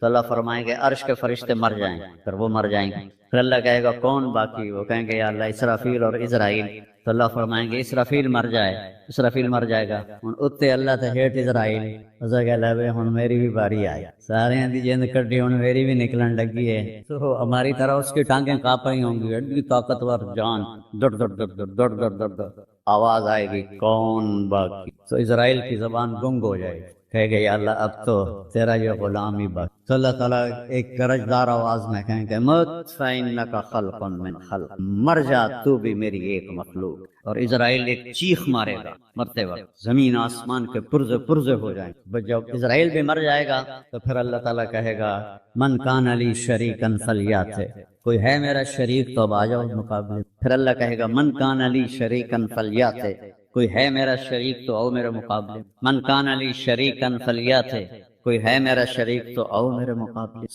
پھر اللہ کہے گا این الملوک، بادشاہ کدھر ہے؟ این الجبارون، ظالم کدھر ہے؟ این المتکبرون، تکبر والے کدھر ہیں؟ لمن الملک اليوم، آج کس کی بادشاہی ہے؟ پھر اللہ خود جواب دے گا للہ الواحد القہار. پھر اللہ کہے گا میں نے انی بدأت بالدنیا ولم تکن شیئا وانی اعیدها، میں نے دنیا بنائی اور مٹا دی، میں اسے دوبارہ بھی کھڑا کر دوں گا. ما خلقکم ولا بعثکم الا کنفس واحدہ، تمہیں اٹھانا، سب کو مارنا اٹھانا ایک کی طرح، جیسے ایک کو مارنا اٹھانا آسان ہے، تم سب کو مارنا اٹھانا آسان ہے. اور پھر ایک دن آئے گا جب اللہ تعالیٰ ہمیں قبروں سے نکالے. جن کی زندگی نافرمانی کی ہوگی وہ کہیں گے یا ویلنا من بعثنا من مرقدنا، ہائے مارے گئے ہمیں کس نے اٹھا دیا. بچوں دعا کرو ہم ان لوگوں میں نا، اس تھوڑی سی زندگی کو یہ عیاشی کے لیے نہیں ہے، یہ موج میلے کے لیے نہیں ہے، یہ اللہ کو راضی کرنے کے لیے ہے. سنبھل کے چل، کل پاؤں میرا کاسا ہے سر پہ جو آ گیا، بولا سنبھل کے چل سر راہ گزر، میں بھی کبھو کسی کا سر پر غرور تھا. تو یہ وجود ڈھانچہ میں بدلنے والا ہے، ڈھانچے میں ہم ڈلنے والے ہیں، ہڈیاں بکھر جائیں گی. تو اللہ تعالیٰ جب سب کو ایک دم کھڑا کرے گا تو کہیں گے من بعثنا، یہ ہمیں قبروں سے کس نے اٹھا دیا. تو جو اللہ کو راضی کر کے گئے ہوں گے وہ کہیں گے ھذا ما وعد الرحمن وصدق المرسلون، آج وہ دن آ گیا جس کا اللہ نے وعدہ کیا تھا اور نبیوں نے سچی خبر دی تھی. اور پھر لوگوں کو ہانکا جائے گا عراۃً، ننگے، حفاۃً، ننگے پاؤں، حاصراً، ننگے سر، ننگے پاؤں، ننگے سر، ننگے بدن، سب میدان معاشر کی طرف چلیں گے. آپ نے فرمایا جب لوگ نکلیں گے اللہ سب سے پہلے ابراہیم علیہ السلام کو کپڑے پہنائے گا، اس کے بعد پھر مجھے کپڑے پہنائے، اور اس کے بعد پھر اللہ بلال کو کپڑے پہنائے، اور اس کے بعد سارے مؤذنین کو کپڑے پہنائے جائیں گے. باقی یہ ڈگریاں یہیں رہ جائیں گی. وہاں اذان دینے والے کی قدر دیکھو کہ نبیوں کے بعد ان کو کپڑے پہنائے جا رہے ہیں. معمولی سا تاجر بھی بیچارے کو ڈانٹ دیتا تو حالی تک اذان نہیں دیتی، تو کتنے دفعہ ہو گیا اس میں تو حالی تک اذان نہیں دیتی. تو پھر جب اس طرح پیپر چھوڑے جائیں گے نا، یہاں تو آپ کو پیپر پکڑائے جاتے ہیں، وہاں پیپر چھوڑا جائے گا، اور کسی کو الٹے ہاتھ میں آئے گا خود، کسی کے سیدھے ہاتھ میں آئے گا. جس کے الٹے ہاتھ میں آئے گا کہے گا ہائے مارا گیا، یا لیتنی لم اوت کتابیا، یہ پیپر میرے ہاتھ میں کیوں آ گیا، ولم ادر ما حسابیا، مجھے تو پتہ نہیں تھا حساب ہوگا. یا لیتنی لم اوت کتابیا ولم ادر ما حسابیا، یا لیتہا کانت القاضیہ ما اغنی عنی مالیہ ہلک عنی سلطانیہ. وہ کہے گا ہائے میں مر گیا، میں نے واپس کر لو، میں دوبارہ لاہور بڑے چنگے کام کرنا ہے، بڑا نیک بن کے چلنا ہے. لگے گا خذوہ فغلوہ، اس کو پکڑو اور جکڑ دو. او میرے بچوں، جہنم کی آگ سے سوئی کے ناکے جس میں دھاگا ڈالتے اتنا سوراخ کر دیا جائے، اور اس سے جو آگ کا شرارہ نکلے گا وہ پوری کائنات کو جلا کے راکھ کر لے گا، اور وہ انسان وہاں گریں گے، اس میں نافرمانوں کو جانا پڑے گا. جو یہاں شرابیں پیتے رہے ان کو آگے جہنم کی گندگی پلائی جائے گی، وہ حوض کوثر نہیں پی سکتے. جو یہاں فحاشی کا شکار ہوئے انہیں وہاں جہنم کی گندگی پلائی جائے گی، وہ جنت کے پانی نہیں پی سکتے. سیدھے ہاتھ میں آئے گا کہے گا اقرؤ کتابی، وہ نعرہ لگائے او میں پاس ہو گیا، او میرا پیپر ویکھو. ہم جو سینٹرل ماڈل اسکول بہت ٹاپ کا اسکول تھا 60s میں، 3 اسکول بڑے تھے، ایک ایچسن، ایک سینٹ اینتھنی اور ایک سینٹرل ماڈل. میں نے سینٹرل ماڈل میں پڑھا. تو ہاسٹل میں سارے تقریباً ہم زمینداروں کے لڑکے تھے، تو جو کچھ تھوڑے سے جابین والدین کے لڑکے وہ تو پڑھتے تھے شوق سے، اور جو ہم تھے ہمیں وہ زمین کا خمار ہوتا تھا، ہم پڑھتے نہیں تھے، وہ نقل مار کے پاس ہو جاتے تھے. تو وہ مجھے ایک عبد الواحد میرا روم میٹ تھا، اس کا نقشہ مجھے یاد آ رہا ہے اس آیت کے بیچ. تو وہ بالکل ماشاءاللہ ہمیشہ ہی نیچے سے ہی فرسٹ آیا کرتا تھا. تو وہ میں اپنے کمرے میں بیٹھا تھا تو اس کے ہاتھ میں ایسے پہ دیکھو میں پاس ہو گیا جی، میں پاس ہو گیا جی، میں پاس ہو گیا جی، دیکھو. تو مجھے اب وہ عبد الواحد یاد آتا ہے کہ اللہ کی قسم یہی منظر ہوگا جب سیدھے ہاتھ میں آئے گا نا پیپر، تو چاہے مرد عورت کہیں گے او دیکھو میں پاس ہو گیا، او دیکھو میں پاس ہو گیا، او دیکھو میں پاس ہو گیا. تو وہ کہیں گے تو پاس کیسے ہوا؟ انی ظننت انی ملاق حسابیہ، مجھے پتا تھا میرا حساب ہونا ہے تو میں تیاری کرتا رہا، نمازیں پڑھی۔ سچ بول، آخرت کی تیاری کوئی مشکل ہے؟ اللہ کو ایک مانو، اس کا کوئی شریک نہیں ہے، لا الہ الا اللہ۔ محمد مصطفیٰ کو اس کا رسول مانو، آخری رسول ہیں، ان کے بعد رسول کوئی نہیں۔ پھر 5 نمازیں ہیں، کون سی مشکل ہے؟ پہلی قوم پہ 2 نمازیں فرض، ہمارے اوپر 5 نمازیں فرض، اور سفر میں عادی ہو جاتے ہیں۔ رمضان کے 1 مہینے کے روز، زکوٰۃ 2 منٹ کا کام ہے، حج 5 دن کا کام ہے، یہ تو عبادت کا ڈھانچہ ہے۔ باقی زندگی میں سچ بولو، جھوٹ نہ بولو، دیانتداری کرو، دھوکہ نہ دو، اخلاق اچھے کرو، گالی گلوچ نہ کرو، رزق حلال کماؤ، رزق حرام نہ کماؤ، ماں باپ کے آگے سر جھکا کے بیٹھ۔ میرے نبی نے فرمایا اگر میری ماں زندہ ہوتی اور میں عشاء کی نماز پڑھا رہا ہوتا مسجد میں اور سورۃ فاتحہ بھی شروع کر چکا ہوتا اور آواز آتی محمد، تو میں ماں کے لیے نماز توڑ دیتا۔ میں کہتا جی اماں جی، جو نبی ہو کر نماز توڑ دے، فرض نماز ماں کے لیے۔ آج کی ماؤں کو بیٹے آنسو رلاتے، ان کے روے۔ آپ سے پوچھا گیا قیامت کب آئے گی؟ آپ نے فرمایا جب بیٹیاں ماؤں کی نافرمان ہو جائیں، خاص طور پر بیٹیوں کا نام لیا، جب بیٹیاں بھی ماؤں کی نافرمان ہو جائیں گی تو اللہ قیامت کو قائم۔ ابھی تو زبانوں پہ اللہ ہی نہیں چڑھا تو اللہ کو جانیں گے کیا، اور اللہ کو پہچانیں گے کیا، اور اللہ کی مانیں گے کیا؟ ابھی تو میرے دیس کا عالم ہو یا ان پڑھ ہو، وہ لکھاری ہو یا امی ہو، وہ دیندار ہو یا دین سے غافل ہو، سب کی زبان خدا خدا خدا۔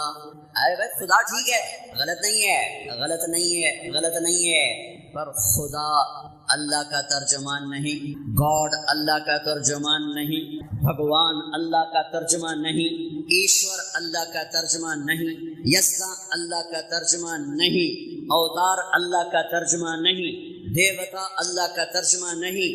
اللہ کا ترجمہ صرف اللہ ہے، اللہ کا ترجمہ صرف اللہ ہے، اللہ کا ترجمہ صرف اللہ ہے۔ کہو اللہ، کیا نور ہے، کیا اللہ کی قسم عرش تک نور پھیل چکا ہے، عرش تک۔ ارے اللہ کہنا تو سیکھو، اللہ کہنا تو سیکھو۔ خدا فارسی کا لفظ ہے، ایران والوں نے بنایا، خود آ، 2 لفظوں کو جوڑا خدا، جسے کسی نے نہ بنایا ہو اسے کہتے ہیں خدا۔ مفتی صاحب میں فتویٰ نہیں دے رہا ہوں، فتویٰ تو آپ دیتے ہیں، میں کہہ رہا ہوں جائز ہے، جائز ہے، لیکن ساتھ یہ بھی کہہ رہا ہوں میں کوئی عالم نہیں ہوں، تھوڑا عربی کا شوق ہے، تھوڑا عربی کا شوق ہے۔ ارے میرے بھائیو، تمہیں لفظ اللہ کی عجب چیز بتاؤں، کیا کیا عجب ہے، ساری کائنات اللہ کی تعریف میں لگ جائے تو لفظ اللہ کا حق ادا نہیں ہو سکتا۔ لفظ اللہ، کوئی نقطے والا حرف ہے؟ بولو محمد، کوئی نقطے والا حرف ہے؟ احمد، کوئی نقطے والا حرف ہے؟ نہیں، ٹھیک ہے۔ میرے اللہ نے اپنے حبیب کے نام میں کیا برابری لائے؟ نقطے والا حرف کوئی نہیں۔ کیوں؟ نقطے والا حرف کمزور ہوتا ہے، بغیر نقطے والا طاقتور ہوتا ہے۔ ٹھیک ہو گیا؟ لفظ اللہ 4 حرف، الف لام لام ہا۔ لفظ محمد 4 حرف، میم ہا میم دال۔ لفظ احمد 4 حرف، الف ہا میم دال۔ 4 4 4 برابری ہو گئی، برابری ہو گئی، ٹھیک ہے۔ لفظ اللہ 4، محمد 4، احمد 4، کتنے ہو گے؟ 12۔ جب اللہ نے کلمہ جوڑا، توحید لا الہ الا اللہ، رسالت محمد رسول اللہ، جب کلمے کو جوڑا، میں قربان جاؤں، تو لا الہ الا اللہ میں بھی 12 حرف، محمد رسول اللہ میں بھی 12 حرف۔ کیا اعتدال ہے، کیا برابری ہے۔ کسی لفظ میں سے حرف نکالو، مطلب بدل جاتا ہے۔ خدا، خدائی لے لو، خا ہٹا دو، خا تو پیچھے دا، دا اردو فارسی پنجابی میں نہیں ہے، پٹھانوں میں ہے، دادے دادے دادے، اس کا دال ہٹاؤ تو پیچھے بنتا ہے خا، یہ بھی پٹھانوں میں خا خا خا خا، وہ ہاں ہاں کو کہتے ہیں خا خا خا خا۔ کیسے بدل گیا انجر پنجر، ٹھیک ہو گیا۔ طارق، طارق رات کو آنے والا، ٹھیک۔ تا ہٹا دو، ارق بے قرار ہونے والا، الف ہٹا دو، ترک کھٹ کھٹانے والا۔ کیسے مطلب؟ جمیل، جمیل کا مطلب تو عام ہے۔ جیم ہٹا دو، میل بن گیا، میل بن گیا۔ یا ہٹا دو، جمل بن گیا، اونٹ۔ میم ہٹا دو، جیل بن گیا، جیل بن گیا۔ کہ کیسے لفظ ڈما ڈول ہو گیا، ٹھیک ہے۔ یہ اللہ، الف لام لام ہا، الف ہٹا دو، پیچھے بچا للہ۔ تو میرا رب کا قرآن کہتا ہے للہ ما فی السماء والارض، کوئی بدلا ہے، کوئی بدلا ہے؟ یہ لام ہٹا دو، 2 نکال دیے میں نے، لفظوں میں سے 1 نکالا تو مطلب کہاں سے کہاں چلا گیا۔ اب میں نے 2 نکال دیے، پیچھے بچا لہو، تو میرے رب کا قرآن کہتا ہے لہو ما فی السماء والارض۔ اب میں نے آخری لام ہٹا دیا، پیچھے بچا الہ، تو میرے رب کا قرآن کہتا ہے وَهُوَ الَّذِي فِي السَّمَاءِ إِلَٰهٌ وَفِي الْأَرْضِ إِلَٰهٌ۔ اب ایک عجیب بات، الف لام سارا ہٹا دیا، صرف ہا، اور ہا کی بھی پیش کو باقی رکھا، ہا کو بھی ہٹا دیا، اس کی پیش کی آواز کو باقی رکھا ہو، تو میرے رب کا قرآن کہتا ہے اللہ لا الہ الا ہو، واللہ الذی لا الہ الا ہو کہو تو اللہ، لہو کہو تو اللہ، الہ کہو تو اللہ، اور للہ کہو تو اللہ، اور اللہ کہو تو اللہ، اللہ تو اللہ ہی ہے۔ آج کے بعد خدا نہ کہنا، اللہ کہنا، اللہ لکھنا، اللہ بولنا۔ مکی زندگی میں لا الہ الا اللہ کی بنیاد پڑ رہی ہے کہ کائنات اللہ کے قبضے میں، زمین کا خالق اللہ، شہنشاہ مالک اللہ، دینے والا اللہ، لینے والا اللہ، مارنے والا اللہ، جلانے والا اللہ، اٹھانے والا اللہ، گرانے والا اللہ، عزتوں کا مالک اللہ، بلندیوں کا مالک اللہ، خزانوں کا مالک اللہ، شہنشاہی کا مالک اللہ، زوال سے پاک اللہ، زوال سے پاک اللہ، بیوی سے پاک اللہ، بچوں سے پاک اللہ، شراکت سے پاک اللہ، پارٹنرشپ سے پاک اللہ، زمان و مکان سے پاک اللہ، رنگ و بو سے پاک اللہ، شکل و صورت سے پاک اللہ۔ لا کے ساتھ ساری کائنات کو کاٹ دیا کہ اگر ایمان والا ہے تو اللہ کے آگے کھڑا ہو، اللہ سے مانگ، اللہ کو پکار، اللہ کے سوا نہ کوئی پکارے جانے کے قابل ہے، نہ کوئی مانگے جانے کے قابل ہے۔ وَإِذَا سَأَلْتَ فَاسْأَلِ اللَّهَ وَإِذَا اسْتَعَنْتَ فَاسْتَعِنْ بِاللَّهِ، مانگ تو اللہ سے مانگ، پکار تو اللہ کو پکار، پکار تو اللہ کو پکار۔ کون ہے جو یہ دعویٰ کرتا ہے کہ میں تیری شہرک سے زیادہ قریب ہوں اللہ کے سوا؟ کون ہے جو یہ دعویٰ کرتا ہے کہ بحر و بر کی سنتا ہوں اللہ کے سوا؟ کس کے پاس یہ دعویٰ ہے کہ کائنات کے ذرے ذرے پر اس کی نظر ہے سوائے اللہ کے؟ کس کے پاس یہ دعویٰ ہے کہ وہ خزانوں کا مالک ہے سوائے اللہ کے؟ کس کے پاس یہ دعویٰ ہے کہ طاقت کا وہ مالک ہے سوائے اللہ کے؟ اس لا نے ساری کائنات کو زیر و زبر کر کے مجھے تجھے اللہ کے سامنے جھکایا۔ جو لا کہا وہ لا ہوا، وہ لا بھی اس میں لا ہوا، جز لا ہوا، کل لا ہوا، پھر کیا ہوا؟ اللہ ہوا۔ السلام علیکم ورحمۃ اللہ وبرکاتہ۔ بسم اللہ الرحمن الرحیم، والصلاۃ والسلام علی رسولہ الکریم وعلی صحبہ اجمعین، اما بعد۔ اللہ تعالیٰ نے جناب رسول اللہ صلی اللہ تعالی علیہ وسلم کو آخری نبی بنا کر بھیجا۔ اللہ نے انبیاء کا سلسلہ آدم علیہ السلام سے چلایا اور آ کر جناب رسول اللہ صلی اللہ تعالی علیہ وسلم پر ختم فرمایا۔ ما كان محمد ابا احد من رجالكم ولكن رسول الله وخاتم النبيين وكان الله بكل شيء عليم۔ سائد نے واضح طور پر یہ اعلان کیا کہ آپ آخری نبی، اور آپ کی احادیث مبارک بھی لا نبی بعدی ولا امت بعدکم، میرے بعد نبی کوئی نہیں، تمہارے بعد امت کوئی نہیں، تم آخری امت ہو، میں آخری نبی۔ تو اس پر دلائل دینے کی تو کوئی ضرورت نہیں ہے، سورج سے زیادہ روشن ہے کہ رسالت مآب صلی اللہ علیہ وسلم اس کائنات میں آخری نبی بن کر آئے۔ میں ایک واقعہ سناتا ہوں، یہ البدایہ والنہایہ میں لکھا ہوا ہے۔ البدایہ والنہایہ میں نے کوئی 35 سال پہلے پڑھی تھی، تو اس میں یہ واقعہ لکھا ہوا ہے۔ ایک حدیث ہے کہ جناب رسول اللہ صلی اللہ علیہ وسلم تشریف فرما تھے صحابہ کے ساتھ، تو ایک دیہاتی گزرا اونٹ پر، اور اس نے ایک گوہ جانتے ہیں، وہ چھپکلی سے 10 گنا بڑی ہوتی ہے، یہاں سڑک پہ چلتے چلتے نظر بھی آ جاتی ہے، اس کا پنجہ بڑا مضبوط ہوتا ہے۔ عرب گوہ کھاتے تھے، اس کا شکار کرتے تھے، تو اس نے گوہ کو شکار کیا ہوا تھا اور مار کے رسی سے اس کی دم باندھ کر اونٹ کے ساتھ اس کو باندھا ہوا تھا۔ تو وہ ایک آدمی سے پوچھتا ہے یہ کون لوگ ہیں جو بیٹھے ہوئے ہیں؟ تو وہ کہتا ہے یہ وہی ہیں جو کہتے ہیں میں اللہ کا رسول ہوں۔ تو اس نے اپنے اونٹ کو موڑا، نیچے اترا، کہنے لگا انت الذی تقول انا رسول اللہ، تم ہو جو کہتے ہو میں اللہ کا رسول ہوں؟ آپ نے کہا ہاں میں اللہ کا رسول ہوں۔ تو کہنے لگا اگر میری آپ کی قوم کا آپس میں معاہدہ نہ ہوتا لضربت عنقک، میں آپ کی گردن اڑا دیتا۔ فرقت بین الاحبہ، آپ نے لوگوں کو ایک دوسرے سے جدا کر دیا، مسلمان الگ ہو گئے، کافر الگ ہو گئے۔ حضرت عمر رضی اللہ تعالیٰ عنہ کی آنکھیں گھومنے لگیں کہ یا رسول اللہ ایذن لی اضرب عنقہ، مجھے اجازت دیں یہ کام تو میں کرا، تو مقام سبحان اللہ۔ قربان جاؤں رسالت کے سبق اور درس پر. آپ نے کہا عمر قاد الحلیم ان یکون نبیا. تجھے پتہ ہے کہ حلیم یعنی اچھے اخلاق والا، صبر والا، درگزر والا جو انسان ہے وہ نبی بنتے بنتے رہ جاتا ہے. ابھی تو اب کوئی نہیں بن سکتا، تو اب تعبیر کیسی تھی کہ قریب ہے کہ وہ نبی بن جائے. پھر آپ نے فرمایا میرے بھائی آپ کو کیا شکایت؟ اس نے کوئی جواب نہیں دیا، کوہ کو اونٹ سے کھولا اور آپ کے سامنے پھینک دیا. کہنے لگا لا اومن حتی یؤمن ھذا الطب، میں اس وقت ایمان لاؤں گا جداں اے کوہ بھی آکھے تو نبی.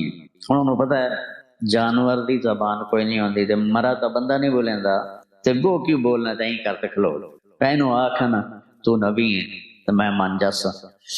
سبحان. آپ نے گوہ پہ ایک نظر ڈالی، گوہ کی گردن نہیں ہوتی، بڑی چھوٹی. آپ نے ایسے اس کو دیکھ کر کہا یا رب، آواز دی گوہ اے گوہ. اس نے اپنے اگلے بازو کھڑے کیے اور سر اٹھایا، آنکھیں کھولی اور کہا لبیک و سعدیک یا رسول اللہ، میں حاضر ہوں یا رسول اللہ. سعدیک، میری خوش بختی ہے کہ آپ نے مجھے پکارا ہے. بدو دے تو ہوش اڑ گئے سے کہ اے کی بن تو مویا تا بندہ نہیں بولیندا کہ ای بولی جاندی اونوں ہی ویکھی جاوے. تو آپ نے فرمایا من تعبد، کون ہے تیرا معبود، کس کی عبادت کرتے ہو؟ وہ بھی کوئی بڑی فصیح و بلیغ تھی، آپ بچے عربی پڑھتے ہو. اس نے کہا من فی السماء عرشہ، اس کی عبادت کرتے ہوں جس کا عرش آسمانوں پر ہے. وفی الارض سلطانہ، اور زمین پر جس کی شہنشاہی ہے. وفی البحر سبیلہ، اور سمندر میں جس نے راستے بنا دیے گزرنے کے. وفی الجنت رحمتہ، جس کی رحمت جنت میں ہے. وفی النار عقابہ، جس کا عذاب جہنم میں ہے. سبحان اللہ. اب میں ترجمہ میں نے کر دیا نا، تم بچے سنو، میں صرف عربی پڑھتا ہوں. من فی السماء عرشہ، فی الارض سلطانہ، وفی البحر سبیلہ، وفی الجنت رحمتہ، وفی النار عقابہ. اس کی فصاحت دیکھو، کیا خوبصورت قافیہ ردیف ملا کے اس نے بات.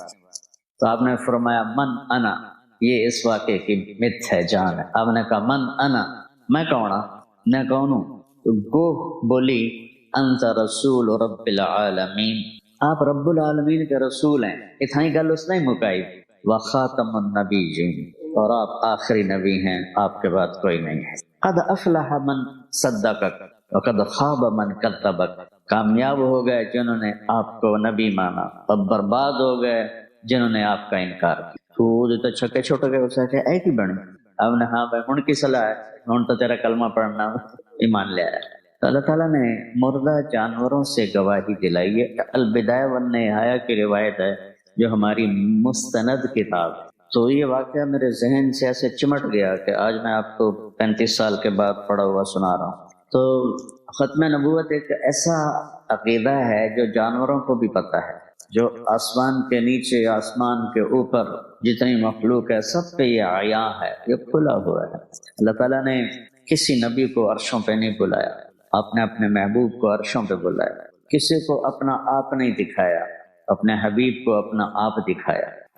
اور کسی نبی کے لیے سلام نہیں آیا، اللہ نے اپنے محبوب کو سلام کیا.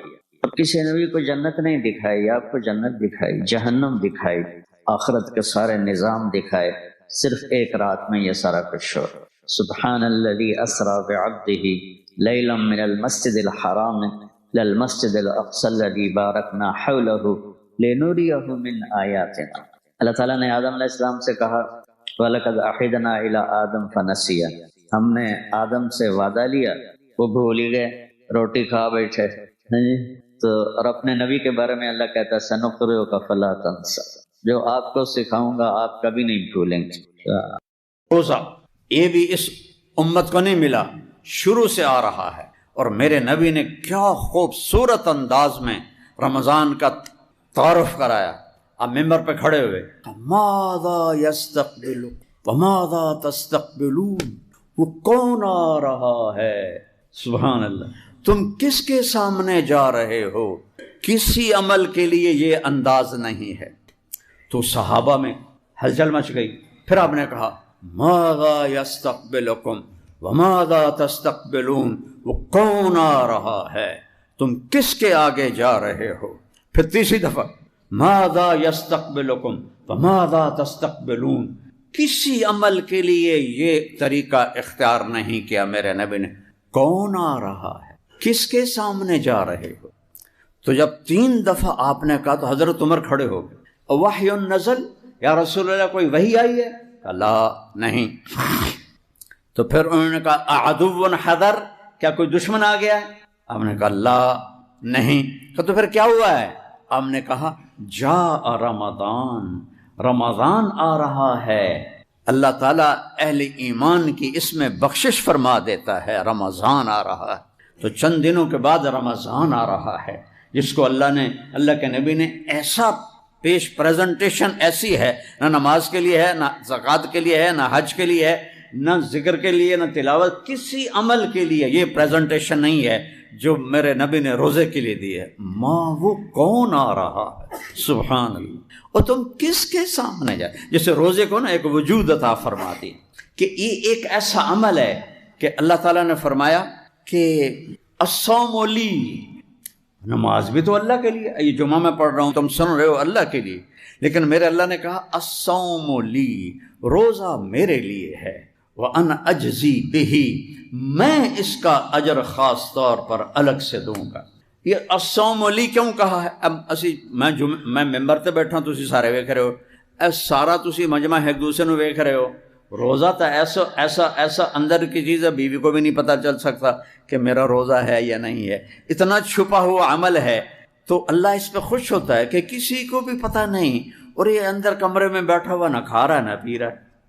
پیاس بھی لگ رہی ہے، بھوک، اب تو ٹھنڈا ہو گیا رمضان، پیاس بھی لگ رہی ہے، بھوک بھی لگ رہی ہے. تو یہ پھر کیوں نہیں کھا رہا، کیوں نہیں پی رہا؟ تو کہتا ہے ہاں یہ میرے لیے، یہ میرے لیے. اور اس لفظ کا ایک روایت جو ہے معنی اجزا بھی، روزہ سارے اعمال کی جنت، اور روزے کے بدلے میں تمہیں اللہ ملے گا. کون ملے گا؟ اللہ ملے گا. ہارون رشید کی باندھی تھی، اس کا نام تھا خالصہ، ذرا سانولی تھی، تو وہ اسے بڑا پیار کرتا تھا. باقی سارے حیران ہوتے تھے، کالی جی نال عشق پائی پھردا، 3000 باندیاں تے وچوں وہ خالصہ تے قربان. تو ایک دن وہ کھڑی تھی دربار میں، تو ہارون نے کہا جو جس چیز پہ ہاتھ رکھے گا اس کی. تو سارے دوڑے مختلف چیزوں کی طرف، تو خالصہ کھڑی رہی. تو ہارون نے کہا تو کیوں کھڑی ہے؟ کہا پہلے میں گارنٹی چاہتی ہوں کہ جس پہ ہاتھ رکھوں گی میری ہوگی. کہاں تیری ہوگی. تو اس نے آگے ہارون کے کندھے پہ ہاتھ رکھ دیا کہ یہ تو سارے پاگل ہیں، تو مل گیا تو سب کچھ مل گیا. تو نے کہا دیکھا میں اس لیے سے عشق کرتا ہوں، تو اللہ مل جائے تو اور کیا ملے. ایک حدیث یاد آ گئی، ابن آدم اطلبنی تجدنی، او میرا بندہ تو دنیا کی طلب میں جاتا ہے نا، کبھی دوں گا کبھی نہیں دوں گا، لیکن اگر میری طلب میں آئے گا میں وعدہ کرتا ہوں میں تجھ سے مل جاؤں گا. تجدنی، میں مل جاؤں گا. فإن وجدتنی، اگر تو نے مجھے پایا، وجدت کل شے، تو نے سب کچھ پا لیا. وإن فتنی فاتک کل شے، اگر تو نے مجھے کھو دیا تو نے سب کچھ کھو دیا. انا خیر لک من کل شے، اور کوئی مجھ سے بھی اعلیٰ اور بہتر اور پیارا ہے؟ کوئی مجھ سے بھی اعلیٰ ہے. جنت کی سب سے بڑی نعمتیں کھانا پینا، حوریں محل، یہ نہیں ہیں. جنت کی سب سے بڑی نعمت اللہ کا دیدار ہے. جب اللہ ساری نعمتیں دے دے گا، پوچھے گا میرے وعدے پورے ہو گئے؟ کہیں گے جی یا اللہ پورے ہو گئے. کہ ایک وعدہ باقی ہے؟ کہیں گے یا اللہ نے کوئی وعدہ باقی نہیں، سب پورے، جنت مل گئی، دوزخ سے بچ گئے، پل صراط سے گزر گئے، گناہ معاف ہو گئے، زندگی مل گئی، پچھکی رہ گیا. کہ نہیں ایک وعدہ باقی ہے. تو پھر وہ کہیں گے کیا یا اللہ؟ تو پھر اللہ یہ نہیں کہیں گے کہ اب میں کیا کرنے والا ہوں. اللہ کہیں گے رضوان، جنت کا جنرل مینیجر رضوان، ارفع الحجب بینی و بین عبادی و زواری. رضوان، پردے ہٹا دے، آج میرے بندے میرا دیدار کریں. آئے ہائے، آج میرے بندے میرا. وَإِنَّهُمْ يَوْمَئِذٍ عَنْ رَبِّهِمْ وَإِنَّهُمْ عَنْ رَبِّهِمْ يَوْمَئِذٍ لَمَحْجُوبُونَ ثُمَّ إِنَّهُمْ لَصَالُو الْجَحِيمِ. اللہ نے دوزخ کے عذاب کو بعد میں بتایا ہے، اور اپنے دیدار سے محرومی کو پہلے بتایا ہے کہ دوزخ والوں کا بھی بڑا عذاب آگ نہیں ہے، دوزخ والوں کا بڑا عذاب ہے کہ میرے دیدار سے محروم ہو جائیں گے. اور جنت کی بھی سب سے بڑی دولت اللہ کا دیدار ہے. اور اللہ کہا تو روزہ رکھ میں تیرا ہو جاؤں گا. اللہ اکبر. تو جب پردے ہٹیں گے اور اللہ سامنے آئے گا. امیر خسرو کا شعر ہے، از لذت دیدارش خسرو چ تمام گفتن سر دادن و جان دادن نادیدہ رخ یارے. اے میرے رب تجھے دیکھا نہیں اور تیرے بندوں کی تاریخ بتاتی ہے. سولیوں پہ چڑھ گئے، آروں سے چر گئے، گردنیں اڑ گئی، بوٹیاں ان کی اتار لی گئیں، آگ میں جلا دیے گئے، زمین میں دبا دیے گئے، راکھ بنا دیے گئے اور ان کی کھالیں کھینچ لی گئیں. تیرے عشق میں تیرے عشق نچایا کر کے تھیا تھیا.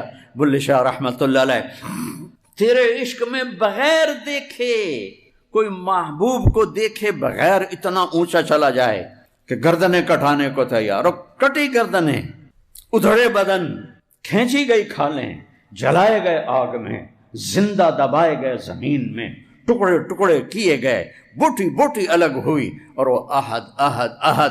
تو کہتے ہیں یا اللہ تجھے دیکھے بغیر جب اتنا عشق تھا تو جب تجھے دیکھیں گے تو کیا قیامت ہوگی. تو آج وہ قیامت آ رہی ہے. ضروان پردے ہٹاؤ، میرے بندے مجھے دیکھیں، مجھ سے بات کر. اور اللہ پردے ہٹائے گا. سوائے میرے نبی کے کسی نے اللہ کو نہیں دیکھا، نہ جبرائیل، نہ میکائیل، نہ اسرائیل، نہ اسرافیل، نہ عرش کے فرشتے، نہ آسمانوں کے فرشتے، کسی نے نہیں سوائے میرے نبی کے. اور آج سب کے لیے دروازہ کھلا. فرشتوں بھی دیکھ رہے ہیں، جنت بھی دیکھ رہی ہے، جنت کے ساری مخلوق دیکھ رہی ہے، اور سارے ایمان والے مرد عورتیں دیکھ رہے ہیں. اور میرا رب کہتا ہے سلام قولا من رب الرحیم. میرے بندو تمہارا رحیم رب تمہیں سلام پیش کرتا ہے. اللہ اکبر، اللہ اکبر. رب سلام کرے. رب اپنی اوقات دیکھو کتنی بڑی ہے، اس کو ضائع نہ کرو. کتنا قیمتی ہے ایمان والا. کہ اگر یہ کامیاب ہو گیا اور اس کی بیڑی لگ گئی کدھی تے، تو اللہ اسے کہے گا سلام قول من رب الرحیم. اور پھر میرے نبی نے فرمایا ایک ایک ایمان والے مرد عورت سے اللہ نام لے کر پوچھے گا کیا حال ہے، کیا حال ہے. ایک ایک ایک ایک ایک ایک خیریت ہے، راضی ہو، خوش ہو، کوئی تکلیف تو نہیں. ایوب علیہ السلام نے 18 سال بیماری دیکھی. جب اللہ نے شفا دی تو کسی نے پوچھا بیماری کے دن یاد آتے ہیں؟ کہنے لگے اس سے زیادہ اچھے تھے. کہ توبہ توبہ، اس سے کیسے زیادہ اچھے تھے؟ کو کیڑے نہیں پڑ گئے انہوں میں فضول گلن. نبی کو اللہ ایسا نہیں کرتا کہ اس کو دیکھ کے لوگ کراہت کریں. دردیں، بیماریاں. کہا ارے اللہ کے بندے جب میں بیمار تھا نا تو دن میں ایک دفعہ عرشوں سے آواز آتی تھی ایوب کیا حال ہے. اللہ میرا حال پوچھتا تھا. اس میں جو لذت تھی وہ آج اب صحت میں کوئی نہیں. اور جب آپ زندہ ہمیشہ کے لیے جنت ہر دکھ سے آزاد ہو کر اپنے اللہ کو دیکھ، یہ آنکھیں نہیں ہوں گی. صرف ان آنکھوں سے نہیں، ہمارے جسم میں 10 خرب سیل ہیں. ہر سیل میں باڈی کا ہر عضو بننے کی صلاحیت. ایک سیل سے تو اللہ انسان بناتا ہے. تو 10 خرب سیل سب آنکھیں بن جائیں گے. اور ان 10 خرب آنکھوں سے اللہ کو 2 آنکھوں سے دیکھنے کا مزہ دنیا میں چکھتے ہیں. جب اللہ پورے جسم کو آنکھ بنا دے گا اور پھر یوں اللہ کو دیکھو گے تو کیا مزہ ہوگا. کوئی بیان کر سکتا ہے؟ کوئی اس کا تصور کر سکتا ہے؟ تو تھوڑا جا اپنے اوپر جبر کر لو. یا اللہ تیرے نبی دا غلام بن کے مرنا ہے تے جیونا ہے اور کچھ نہیں چاہیے. تھوڑے دن دی گل ہے. میں اپنے جوان بیٹے کو قبر میں اتار کے دنیا کو دیکھ چکا ہوں. یہ کچھ نہیں ہے، سراب ہے، ریت ہے. اللہ کو دیکھیں گے. پھر اللہ جب بات کرے گا تو صرف کان نہیں سنیں گے، پوری باڈی کے سیل کے اندر سننے کی طاقت ڈال دے گا. 10 خرب کان، 10 خرب آنکھیں، یہ تو اس جسم میں ہیں. وہاں جسم 120 فٹ ہوگا تو پھر تو کئی خرب ہو جائیں گے سیل. وہ سارے سیل، ان 2 آنکھیں نہیں، پورا جسم آنکھیں، 2 کان نہیں، پورا جسم کان. اور جب میرا اللہ کو دیکھو گے تو لذت کو کہاں سے میں پیمانے میں ڈال کے تمہیں دوں، اور جب سنو گے تو اس کے مزے کو میں کہاں سے بیان کروں. یہاں ایک سریلی آواز آدمی کو ایسے ہلا دیتی. داؤد علیہ السلام زبور پڑھتے تھے، پہاڑ ہلنے لگ جاتے تھے. اور جب میرا اللہ بولے گا رمزی کیا حال ہے، کیا لذت ہوگی اس کی، کیا مزہ ہوگا اس کی. روزہ اتنا بڑا عمل ہے کہ تمہیں اللہ سے ملا دیتا. انا اجزا بھی. تو بھائیو، روزے کا اہتمام صرف یہ نہیں کہ منہ بند کر کے بیٹھ جانا ہے، پورے جسم کو روزہ دینا ہے. آنکھ غلط نہ دیکھے، زبان غلط نہ بولے، ہاتھ غلط نہ پکڑیں، پاؤں غلط نہ چلیں، دل غلط جذبے نہ رکھے، دماغ غلط نہ سوچے، بول چال میں لین دین میں جھوٹ نہ ہو، بے ایمانی نہ ہو، ملاوٹ نہ ہو، کھوٹ نہ ہو، رشوت نہ ہو۔ ساری چیزوں کو چھوڑنے کا نام روزہ ہے، صرف منہ بند کرنے کا نام روزہ نہیں ہے۔ آپ نے فرمایا جو جھوٹ نہ چھوڑے میری طرف بھوکھا رہے پیاسا رہے، میں نے روزے دی کوئی لوڑ نہیں۔ تو روزہ ہے۔ اگر من سان نفسہ فی شہر رمضان، جس نے روزہ رکھا کہ نفس کو لگام دے دی، جیسے میں نے ابھی بتایا، لم یشرب فیہ مسکرن، کوئی ناجائز حرام چیز، حرام لقمہ اندر نہیں گیا، لم یعمل فیہ خطیئتا، کوئی گناہ نہیں کیا، لم یقذف فیہ مؤمنا ببہتان، اور ایک گناہ کو ہائی لائٹ کیا، کسی مسلمان پہ جھوٹا الزام نہیں لگایا۔ ان خاص طور پہ ہماری عدالتیں بھری پڑی ہیں جھوٹے کیسوں کے ساتھ، ان کی پیروی کرنے والے بھی وکیل، ان سے رشوت لینے والے جج، یہ سارے ایک لائن میں کھڑے ہوئے ہیں۔ تو جس نے نفس کی حفاظت کی، یہ ساری چیزیں میں نے بتائیں، کوئی غلط لقمہ اندر نہیں گیا، کوئی گناہ نہیں کیا، ہوا تو فوراً توبہ کی، کسی پہ الزام جھوٹا نہیں لگایا، اس کے بدلے اللہ اس کے لیے ایک گھر بنائے گا، بنا لہو قصرن، اللہ اس کے لیے محل بنائے گا۔ کتنا بڑا ہوئے گا؟ 4 مرلے، 10 کنال، 5 کنال، 100 کنال، 200 ایکڑ، 1000 ایکڑ، 10,000 ایکڑ نہیں۔ لو ان الدنیا کلہا وضعت فیہ لکانت کا مربت عنز فی الدنیا، ایک مہینے دی ہتھ کڑیاں بن لئیے تو اللہ کا نبی کہتا ہے ایک ہر روزے کے بدلے میں اللہ اتنا بڑا محل بنائے گا کہ یہ پوری دنیا اگر اس محل میں رکھی جائے تو ایسا نظر آئے گا جیسے پوری دنیا پہ ایک بکری کھڑی ہوتی ہے۔ میں تو پوری دنیا پھرا ہوں، اللہ کے فضل و کرم سے اللہ نے پھرایا، 7 بر اعظم، 7واں رہ گیا برف والا، وہ بھی نیت کیتی ہوئی کدی اللہ لائی جاوے سجدہ دیونا اذان کر دیونی، 6 بر اعظم، 7واں بھی بر اعظم، اس کے اوپر ایک بکری کھڑی ہو تو کیا نظر آئے گی؟ میرا نبی فرماتا ہے کہ ایک روزے کے پیچھے ایسا ایک گھر ملے گا، محل، جس میں یہ 24,000 کلومیٹر ایک بکری کی طرح، یہ اتنی حقیر ہے، اتنی بے قیمت۔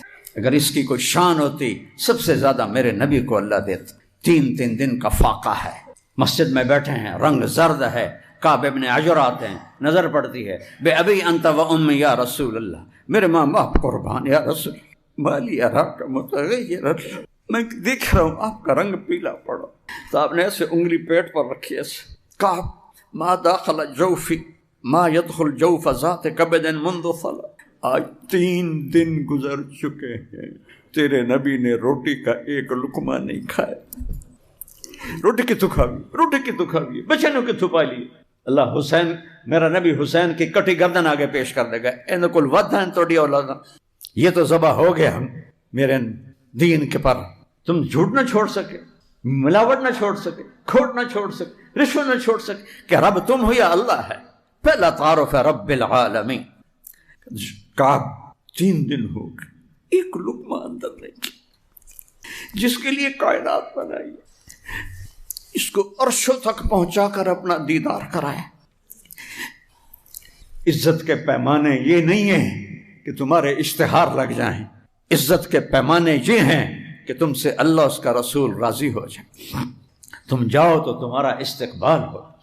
محمد علی جناح قائد اعظم رحمۃ اللہ علیہ بہت کام کرتے تھے، مرنے والے تھے، ان کے سیکرٹری نے کہا سر آپ اتنا بیمار ہیں، اتنا کام کیوں کرتے ہیں؟ کہنے لگے دیکھو مسٹر، میں چاہتا ہوں جب میں اللہ کے سامنے جاؤں نا تو میرا اللہ مجھے کہے ویل ڈن مسٹر جناح۔ وہ تو انگریزی بولتے تھے نا، اردو تو ان کو اتنی آتی نہیں تھی۔ جناح تم بہت اچھا کر کے آئے۔ میں بھی اللہ سے کہتا ہوتا ہوں جب سے میں نے یہ واقعہ پڑھا ہے کہ یا اللہ جب میں کہہ دے اچھا کر کے آئے، اس کو منزل بناؤ، اس کو منزل بناؤ۔ یہ سارا فریب ہے جو تمہیں نظر آ رہا ہے۔ تو روزے کا اہتمام پورے وجود کو پاک کر دیتا ہے۔ اور ایک حدیث میں آپ نے فرمایا، اللہ نے بعض اعمال کی قیمتیں بتائی ہیں، 1 روپیہ خرچ کرو تو وہ 700 تک ہو جاتا ہے، اور ایک 10 گنا ہو جاتا ہے، ایک برابر سرابر ہوتا ہے۔ پھر فرمایا ایک عمل ایسا ہے جس کا اجر اللہ کے سوا کوئی نہیں جانتا، عمل یعلم ثواب عاملہ الا اللہ، اللہ کے سوا کسی کو نہیں پتا کیا دینے والا ہے۔ کہا جی کو کیا ہے؟ کہ وہ روزہ ہے، روزہ ہے۔ روزے کو روزے کے سارے آداب کے ساتھ، رات کے قیام کے ساتھ، تراویح کا لفظ نیا ہے، یہ پہلی صدی دوسری صدی کا لفظ نہیں ہے۔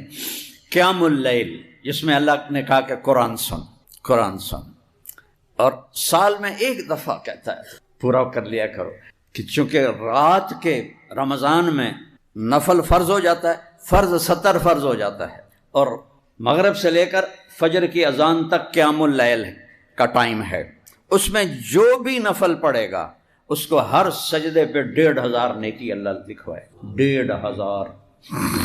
تو بھائی اس کا استقبال کرو۔ تو تھوڑا جذباتی بھی ہو گیا، کیا کروں، ہر طرف جب اپنے نبی کا چمن اجڑا ہوا دیکھتا ہوں، اور اجاڑنے والے کوئی اور نہیں ہے، اس کے امت ہی ہے جو اسے اجاڑ، کوئی ہندو سکھ عیسائی اجاڑتے تو ہم کہتے ٹھیک ہے شہید ہو رہے ہیں، اجاڑنے والے اپنے سب کے ہاتھوں میں خنجر ہیں اور میرے نبی کے سینے میں اتار رہے ہیں، نبی کے سینے، سب کے ہاتھوں میں تیر ہیں، میرے نبی کے جگر پہ مار رہے ہیں۔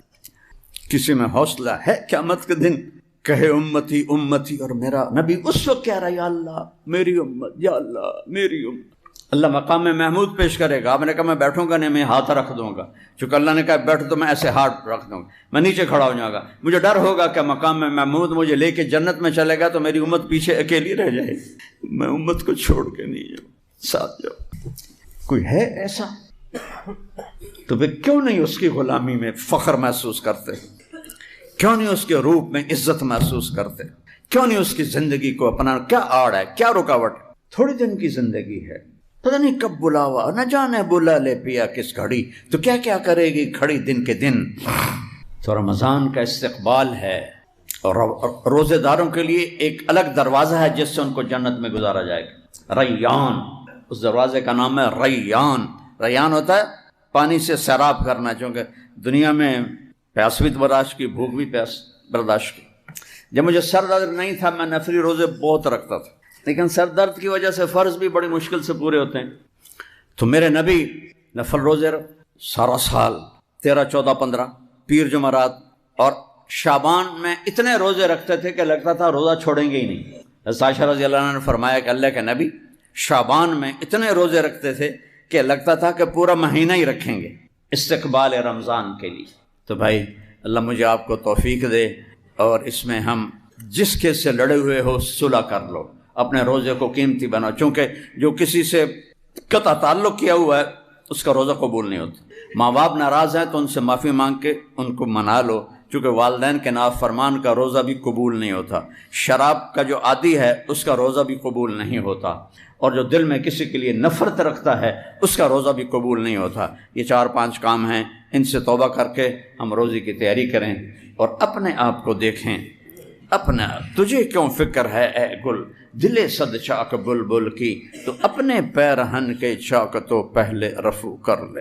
اللہ اقبال کی قبر ٹھنڈی کرے، کیا شاعر تھا کہ تو اوروں کے عیب دیکھتا پھرتا ہے، کبھی اپنا گریبان کھول کے اندر دیکھ لیا کر کے ایتھے کی یہ وسدے ہاسے تے وسدے ناسے تڑی جھوک دے آسے پاسے سکو نفس پلیت پلیت کیتا اساں ذات پلیت نہ ہاسے۔ تم سنو سمجھتا نہیں آیا ہونا، کیونکہ یہ ساری ٹپیکل طرح کی ہے، ایک خواجہ غلام فرید کا شعر ہے کہ ایسا نفس پلیت پلیت کیتا۔ خلاصہ شعر کا یہ ہے کہ اس نفس پلیت نے ہمیں پلیت کر دیا، ویسے ہم پلیت تو نہیں تھے، اس نفس نے ہمیں ناپاک کر دیا۔ اللہ مجھے آپ کو اس کے شر سے بچائے۔ السلام علیکم ورحمۃ اللہ وبرکاتہ۔ بسم اللہ الرحمن الرحیم، والصلاة والسلام علی رسولہ الکریم وعلی آلہ وصحبہ اجمعین۔ میرے بھائیوں، دوستوں، بہنوں، بچوں، بیٹیوں، انسان آئیڈیل لائف چاہتا ہے، آئیڈیل سہولتیں چاہتا ہے۔ اللہ نے اس کائنات کو ڈیزائن ہی نہیں کیا کہ تم اسے آئیڈیل ہوم بنا سکو، اسے آئیڈیل اس میں لائف گزار سکو۔ یہ امتحان کی جگہ ہے، لہٰذا یہاں اتار چڑھاؤ، یہاں امتحان، یہاں تنگی، یہاں فراخی، کبھی عزت، کبھی ذلت، یہ سب کچھ اکٹھا چلتا ہے۔ جو وجہ کائنات ہیں جناب رسول اللہ صلی اللہ علیہ وسلم، صرف آپ ان کی زندگی اللہ کے واسطے پڑھو۔ اس رمضان میں فارغ بیٹھے ہیں، میں سب سے ریکویسٹ کرتا ہوں کہ آپ اللہ کے نبی کی زندگی پڑھو کہ آپ نے کیسے زندگی گزاری، کہ سب سے زیادہ مشقت والی زندگی میرے نبی نے گزاری، سب سے زیادہ تکلیف دہ زندگی میرے نبی نے گزاری۔ لیکن ایک جہان اللہ نے آگے پیدا کیا ہے جو موت کے بعد آتا ہے، جس کا نام ہے جنت، جس میں آئیڈیل لائف ہوگی، آئیڈیل ہوم ہوگا۔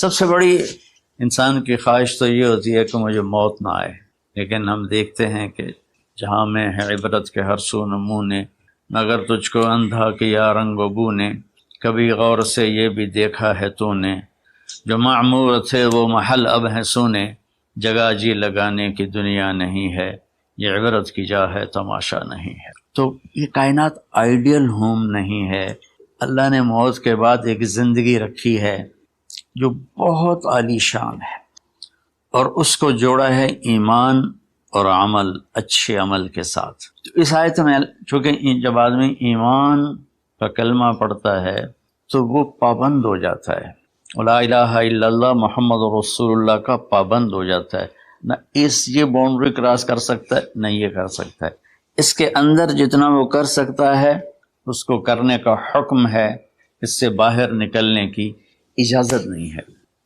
تو انسان ایک پابندی میں آ جاتا ہے، اور جو پانی نالیوں کا بے ہنگم بہتا ہے وہ گندگی پھیلاتا ہے، جو پانی پائپ میں گھٹ کے آتا ہے وہ ہمارے گھر کے برتن دھونے کا سبب، پانی پینے کا سبب، کپڑے دھونے کا سبب بن کے آتا ہے، کہ وہ پابندیوں میں بند ہو کے آتا ہے۔ تو اس دنیا میں کوئی اپنی مرضی کر نہیں سکتا، کہیں نہ کہیں اٹک جاتا ہے۔ بنو امیہ میں ایک بادشاہ گزرا ہے، یزید بن عبد الملک۔ تو ایک مشہور ہے کہ بادشاہوں کے بڑے رولے ہوتے ہیں، مصیبتیں ہوتی ہیں۔ تو ایک دن کہنے لگا، کون کہتا ہے کہ بادشاہ خوشی کا دن نہیں گزار سکتے؟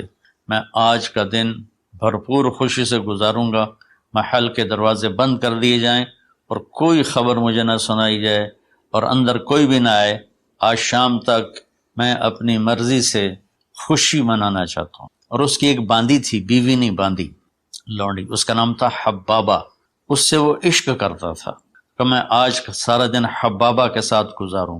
تو دوران مجلس اس کو اپنے ہاتھوں سے اس کو انگور کھلانے لگا، تو باتیں بھی کرتا، اس کو دیکھ کے خوش بھی ہوتا اور انگور اس کے منہ میں ڈالتا۔ اچانک اس نے اللہ کو للکار دیا نا، اللہ کو چیلنج کر دیا، تو ایک انگور کا دانہ حلق میں جانے کی بجائے سانس کی نالی میں چلا گیا۔ اللہ اکبر! ایسے تو ملی ہوئی ہیں، اللہ جب ہم کھاتے ہیں تو دونوں نالیاں ساتھ ساتھ ہیں، اس پر اللہ ایسے پردہ ڈال دیتا ہے جو سانس کی نالی ہے، اور یہ دوسری نالی کھلی رکھتا ہے تو چلا اس میں کہ غذا چلی جاتی ہے۔ اللہ پردہ ہٹا دے تو ہم اپنے نوالے سے مر جائیں۔ تو اس کے حلق میں وہ دانہ اٹک گیا اور چند سیکنڈ میں اس کا خاتمہ ہو گیا، اور وہ رو جو اس کی خوشی کا دن منانا چاہتا تھا اس کی زندگی کا بدترین دن بنا۔ 3 دن تک اس کی لاش کو سامنے رکھے تو روتا تھا، اور نہ کھا رہا ہے، نہ پی رہا ہے، نہ سو رہا ہے، اور اس کی لاش گلنے لگی، بدبو آنے لگی۔ تو اس کے جو بھائی تھا ہشام بن عبد الملک، اس نے جو اس کے بعد خلیفہ بنا، زبردستی اس سے لاش کو چھینا اور جا کے دفن کیا۔ تو اللہ تعالیٰ کہتا ہے یہاں تم میری مان لو، ان عبدی انت ترید وانا ارید ولا یکون الا ما ارید فإن سلمت لی فیما ارید کفیتک فیما ترید۔ میرے بندے تو دنیا میں میری مان لے، میں ہمیشہ کے لیے تیری ہر خواہش پوری کر دوں گا۔ تو اس آیت میں اللہ نے ایک بڑی خوبصورت ہمیں بات سمجھائی ہے کہ میرے بندو، تم سونے کا چمچ لے کے پیدا ہو یا ایک تھر کے جھونپڑے میں پیدا ہو، موت نے تمہیں مٹا دینا ہے۔ تمہارے پاس 60-70 سال ہیں، 80 سال ہیں میکسیمم، پھر تم موت اٹھائے گی اور گڑھے میں ڈال دے گی۔ تو میں تمہیں بشارت دیتا ہوں، اللہ اپنے نبی سے کہتا ہے بشر کا مطلب ایک دفعہ کہنا نہیں ہوتا، جیسے اذن فی الناس بالحج یاتوک رجالا، کہ اے ابراہیم اعلان کر اور بار بار کر۔ جیسے اذان کو اذان کیوں کہتے ہیں کہ وہ بار بار اعلان ہوتا ہے۔ تو بشر، اللہ تعالیٰ فرما رہے ہیں میرے محبوب، میرے بندوں کو آپ بار بار خوشخبریاں سنائیں چونکہ ایمان والی زندگی پر جب آدمی چلتا ہے اور اچھے عمل والی زندگی پر جب آدمی چلتا ہے تو اسے گھاٹیوں سے گزرنا پڑتا ہے. اسے ان گھاٹیوں سے گزرے بغیر مٹا دے اپنی ہستی کو اگر کچھ مرتبہ چاہے کہ دانہ خاک میں مل کر گل و گلزار ہوتا ہے. یہ دنیا کی ریت ہے، شارٹ کٹ کوئی نہیں ہے. یہاں گھاٹیوں سے گزر کر شہرت تو بہت سے لوگوں کو حاصل ہو جاتی ہے، پیسہ بہت سے لوگوں کے پاس آ جاتا ہے، طاقت حکومت بہت سے لوگوں کے پاس آ جاتی ہے، لیکن ان میں کامیاب وہ ہوں گے جنہوں نے شارٹ کٹ نہیں مارا ہوگا، جنہوں نے اللہ اس کے رسول کا راستہ اپنایا ہوگا. تو اللہ تعالیٰ ان سے فرما رہا ہے کہ میرے بندوں سے جو ایمان اور عمل والے ہیں، میرے نبی اب انہیں بار بار فرمائیں کہ تم جمے رہو. کس لیے؟ کہ تمہارے لیے اللہ نے ایک گھر تیار کر کے رکھا ہے جس کا نام ہے جنت.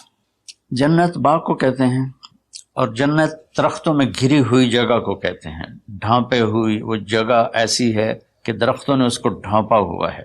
جنت جنہ ڈھال کو کہتے ہیں، جس کے جو آدمی کو ڈھانپ لیتی ہے.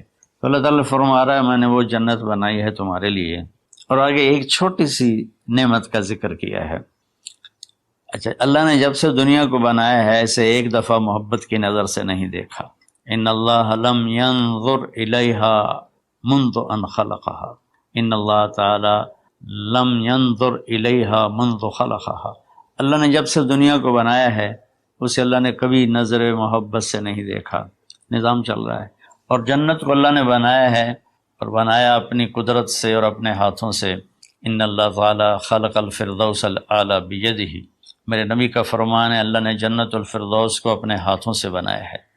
جو چیز اللہ کے ہاتھوں سے بنی ہوگی وہ کیا ہوگی؟ تو اللہ تعالیٰ فرماتے ہیں تم آ جاؤ میرے پاس، تمہیں عجیب سرپرائز دوں گا. کیا کلما رزقوا منہا من ثمرۃ رزقا قالوا هذا رزقنا من قبل. دونوں میاں بیوی خدام دربار لگا ہوا ہے کہ نوک ہوتا ہے اس کے دروازے پر، تو ایک فرشتہ ایک تھال لے کے کھڑا ہوتا ہے جو کورڈ ہوتا ہے ریشمی رومال سے. تو وہ کہتا ہے کہ مجھے اللہ نے بھیجا ہے، تم جا کر اپنے سردار کو، اپنے مالک کو جا کر کہو کہ ایک فرشتہ اللہ نے بھیجا ہے اور وہ اندر آنے کی اجازت چاہتا ہے. اللہ کا بھیجا ہوا بھی پوچھ کے اندر آئے گا، اتنی عزت اللہ بڑھا دے گا. تو وہ کہے گا آ جائے. جب وہ اندر آئے گا تو دونوں میاں بیوی کے سامنے ایک تھال، وہی تھال آگے رکھے گا، کہے گا حضور مجھے اللہ نے آپ کی خدمت میں یہ تحفہ دے کر بھیجا ہے کہ آپ اس سے مزہ لیں. تو جب ایسے اس کو رومال اٹھائے گا تو اس میں پھل ہوگا. وہ پھل اس کی جنت کے پھل کی تصویر ہوگا، مشابہ ہوگا. تو وہ کہے گا ھذا الذی رزقنا من قبل. ارے بھائی فرشتے، یہ تو میرے رب نے پہلے ہی مجھے دیا ہوا ہے، تو اس میں کیا خاص چیز ہے جو اللہ پاک نے میری طرف اسے بھیجا ہے؟ تو وہ فرشتہ کہے گا میرے اللہ فرماتے ہیں کہ آپ ایک بائٹ لے لیں، ایک لقمہ لے لیں، آپ کو پتہ چلے گا کہ ہم نے آپ کے لیے کیا بھیجا ہے. اب میرے بھائی بہنوں غور سے سننا، انسان کھانے کا مزہ لیتا ہے، زندگی کا مزہ لیتا ہے، نعمتوں کا مزہ لیتا ہے. یہ چیزیں نہ ہوں تو مرنے کی تمنا کرتا ہے. تو کھانے کی بھی ایک لمٹ ہے، اس کے بعد آدمی کھا ہی نہیں سکتا. اور پینے کی بھی ایک لمٹ ہے، اس کے بعد آدمی پی نہیں سکتا ہے. اور وہاں کسی چیز کی کوئی لمٹ نہیں. اب 1000 برس کھاتے رہو، رب ذوالجلال کی قسم، نہ پیٹ بھرے گا، نہ زبان کٹے گی، نہ داڑیں تھکیں گی، اور ہر لقمے کی لذت دوسرے سے زیادہ ہوگی.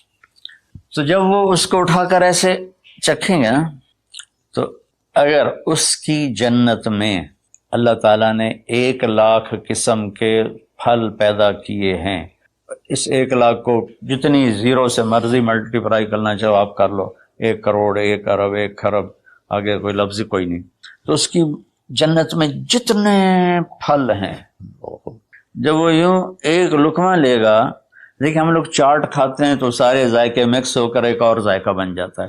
جب وہ ایک لقمہ لے گا تو اس ایک لقمے میں اس کی جنت کے جتنے پھل ہیں 1,00,000، 10,00,000، 10,00,000 پھلوں کا ذائقہ اس ایک لقمے میں اللہ اسے عطا فرمائے گا. تو جو وہ کہہ رہے تھے ھذا الذی رزقنا من قبل، یہ تو ہم نے پہلے بھی کھایا تھا، تو اب اللہ کی طرف سے جواب آئے گا، وہ اتو بھی متشابہہ، میرے بندے تجھے سرپرائز دینے کے لیے میں نے یہ کیا تھا.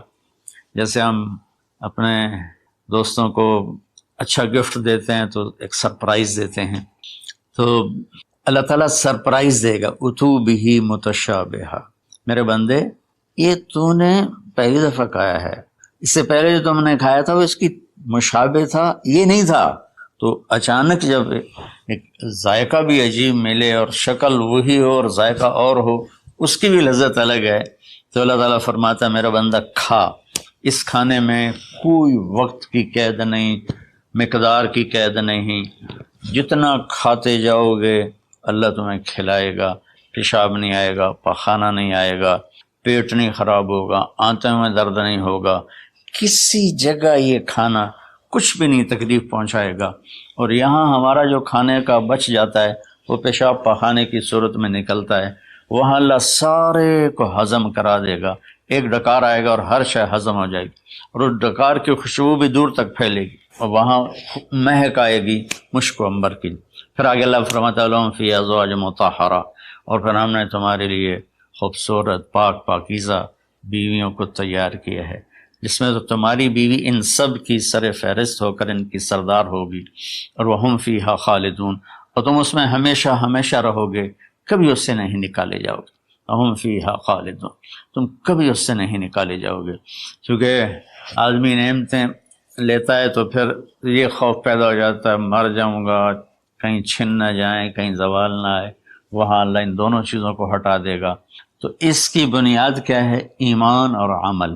ایمان ہے لا الہ الا اللہ محمد الرسول اللہ، اور عمل ہے محمد الرسول اللہ صلی اللہ علیہ وسلم کی پاکیزہ زندگی. آپ کی زندگی کے تابع ہو کر چلنا، آپ کی ترتیب کو سامنے رکھ کر چلنا. جو مرد عورت اس پہ آ جائے گا میرا رب ان کے لیے دنیا میں عافیت اور آخرت میں جنت کے دروازے کھول دے گا. اور اللہ تعالیٰ وہاں جب جنتی جنت میں چلے جائیں گے، جہنمی جہنم میں چلے جائیں گے، تو اللہ تعالیٰ کہے گا یا اہل النار، اے جہنم والو، کہیں گے لبیک ربنا و سعدیک، جی ہمارے رب. اللہ تعالیٰ فرمائیں گے کم لبثتم فی الارض عدد سنین، کتنا دن گزار کے آئے ہو؟ وہ کہیں گے یا اللہ یومن او بعض یومن فصل العابدین، یا اللہ کو ایک آدھ دیہڑی گزاری ہے یا آدھا دن یا پورا دن، باقی ہمیں تو یاد بھی نہیں. تو اللہ تعالیٰ فرمائیں گے بے سمت تجرتم فی یومن او بعض یوم غضبی و سخطی و نار جہنم، تم نے میرے غصے کو تھوڑی سی زندگی میں خریدا، میری ناراضگی کو خریدا، اب تمہارے لیے آگ ہے، جاؤ. پھر اللہ جنت والوں سے کہے گا یا اہل الجنہ، اے جنت والو، وہ کہیں گے لبیک ربنا و سعدیک. تو اللہ تعالیٰ فرمائیں گے کم لبثتم فی الارض عدد سنین، تم بتاؤ تم کتنی زندگی گزار کے آئے ہو؟ وہ کہیں گے یومن و بعض یومن فصل العابدین، اللہ کو دن آدھا دن ہی گزارا ہے. نوح علیہ السلام جیسے جنہوں نے 1400 سال 1450 سال کی زندگی گزاری، اور آدم علیہ السلام 1000 سال کی عمر پائی. یومن و بعض یوم، دن آدھا دن. تو اللہ تعالیٰ فرمائیں گے نعم ما تجرتم فی یومن او بعض یوم، مبارک ہو، آپ لوگوں نے بہت اعلیٰ سودا کیا، رحمتی و کرامتی و جنتی، تم نے میری رحمت کو خریدا، تم نے میری مہمان نوازی کو خریدا، تم نے میری جنت کو خریدا. جاؤ مزے کرو، کلو واشربو، کھاؤ پیو، ہنیئا، مزے سے. مزے سے کیا مطلب؟ کہ اس کھانے پینے کے بعد کوئی تنگی نہیں. پوری جنت میں ایک ٹوائلٹ نہیں ہے، پوری جنت میں کوئی گٹر پائپ نہیں ہے، پوری جنت میں کوئی کچن نہیں ہے، پوری جنت میں کوئی واش روم نہیں ہے، پوری جنت میں کوئی واشنگ مشین نہیں ہے. سبحان اللہ. ان ساری گندگیوں سے پاک کر کے بھائی بہنوں اللہ نے ایک گھر بنایا ہے. تو میرے بھائی بہنوں چند دن کی زندگی ہے، آپس کی لڑائیاں چھوڑیں، آپس کے حسد بغض کو چھوڑیں، آپس کی رنجشیں ناراضگیاں چھوڑیں، وہ چاہے فرقہ واریت کی بنیاد پر ہیں، چاہے وہ سیاست کی بنیاد پر ہیں، چاہے خاندانی بنیاد پر ہیں. چند دن بعد آدمی مٹی کا ڈھیر بن کے پڑا ہوتا ہے. تو انسان کتنا ہی عروج پہ پہنچ جائے، اس کی آخری جو پہنچ ہے وہ چند مٹھی خاک کے سوا کچھ نہیں، چند مٹھی خاک کے سوا کچھ نہیں. اجل ہی نے چھوڑا نہ کسرا نہ دارا، اسی سے سکندر صفات بہارا، ہر ایک لے کے کیا کیا نہ حسرت سے زارا، پڑا رہ گیا سب یوں ہی ٹھاٹھ سارا، جگہ جی لگانے کی دنیا نہیں ہے، یہ عبرت کی جا ہے تماشا نہیں ہے۔ تو میرے بھائی بہنوں، رمضان کا مبارک مہینہ ہے، میں اس میں اپنے آپ کو بھی اور آپ سب بہن بھائیوں بیٹے بیٹیوں کو مخاطب کر کے عرض کرتا ہوں کہ اب ہم دلوں کو صاف کریں، زبان کی حفاظت کریں، آپس میں لڑے ہوئے ہیں تو معاف کریں، عزت ذلت زندگی موت میرے اللہ کے ہاتھ میں ہے، اللہ ہمیں اپنے اور اپنے حبیب کی پاکیزہ زندگی پر چلنے کی توفیق نصیب فرمائے۔ السلام علیکم۔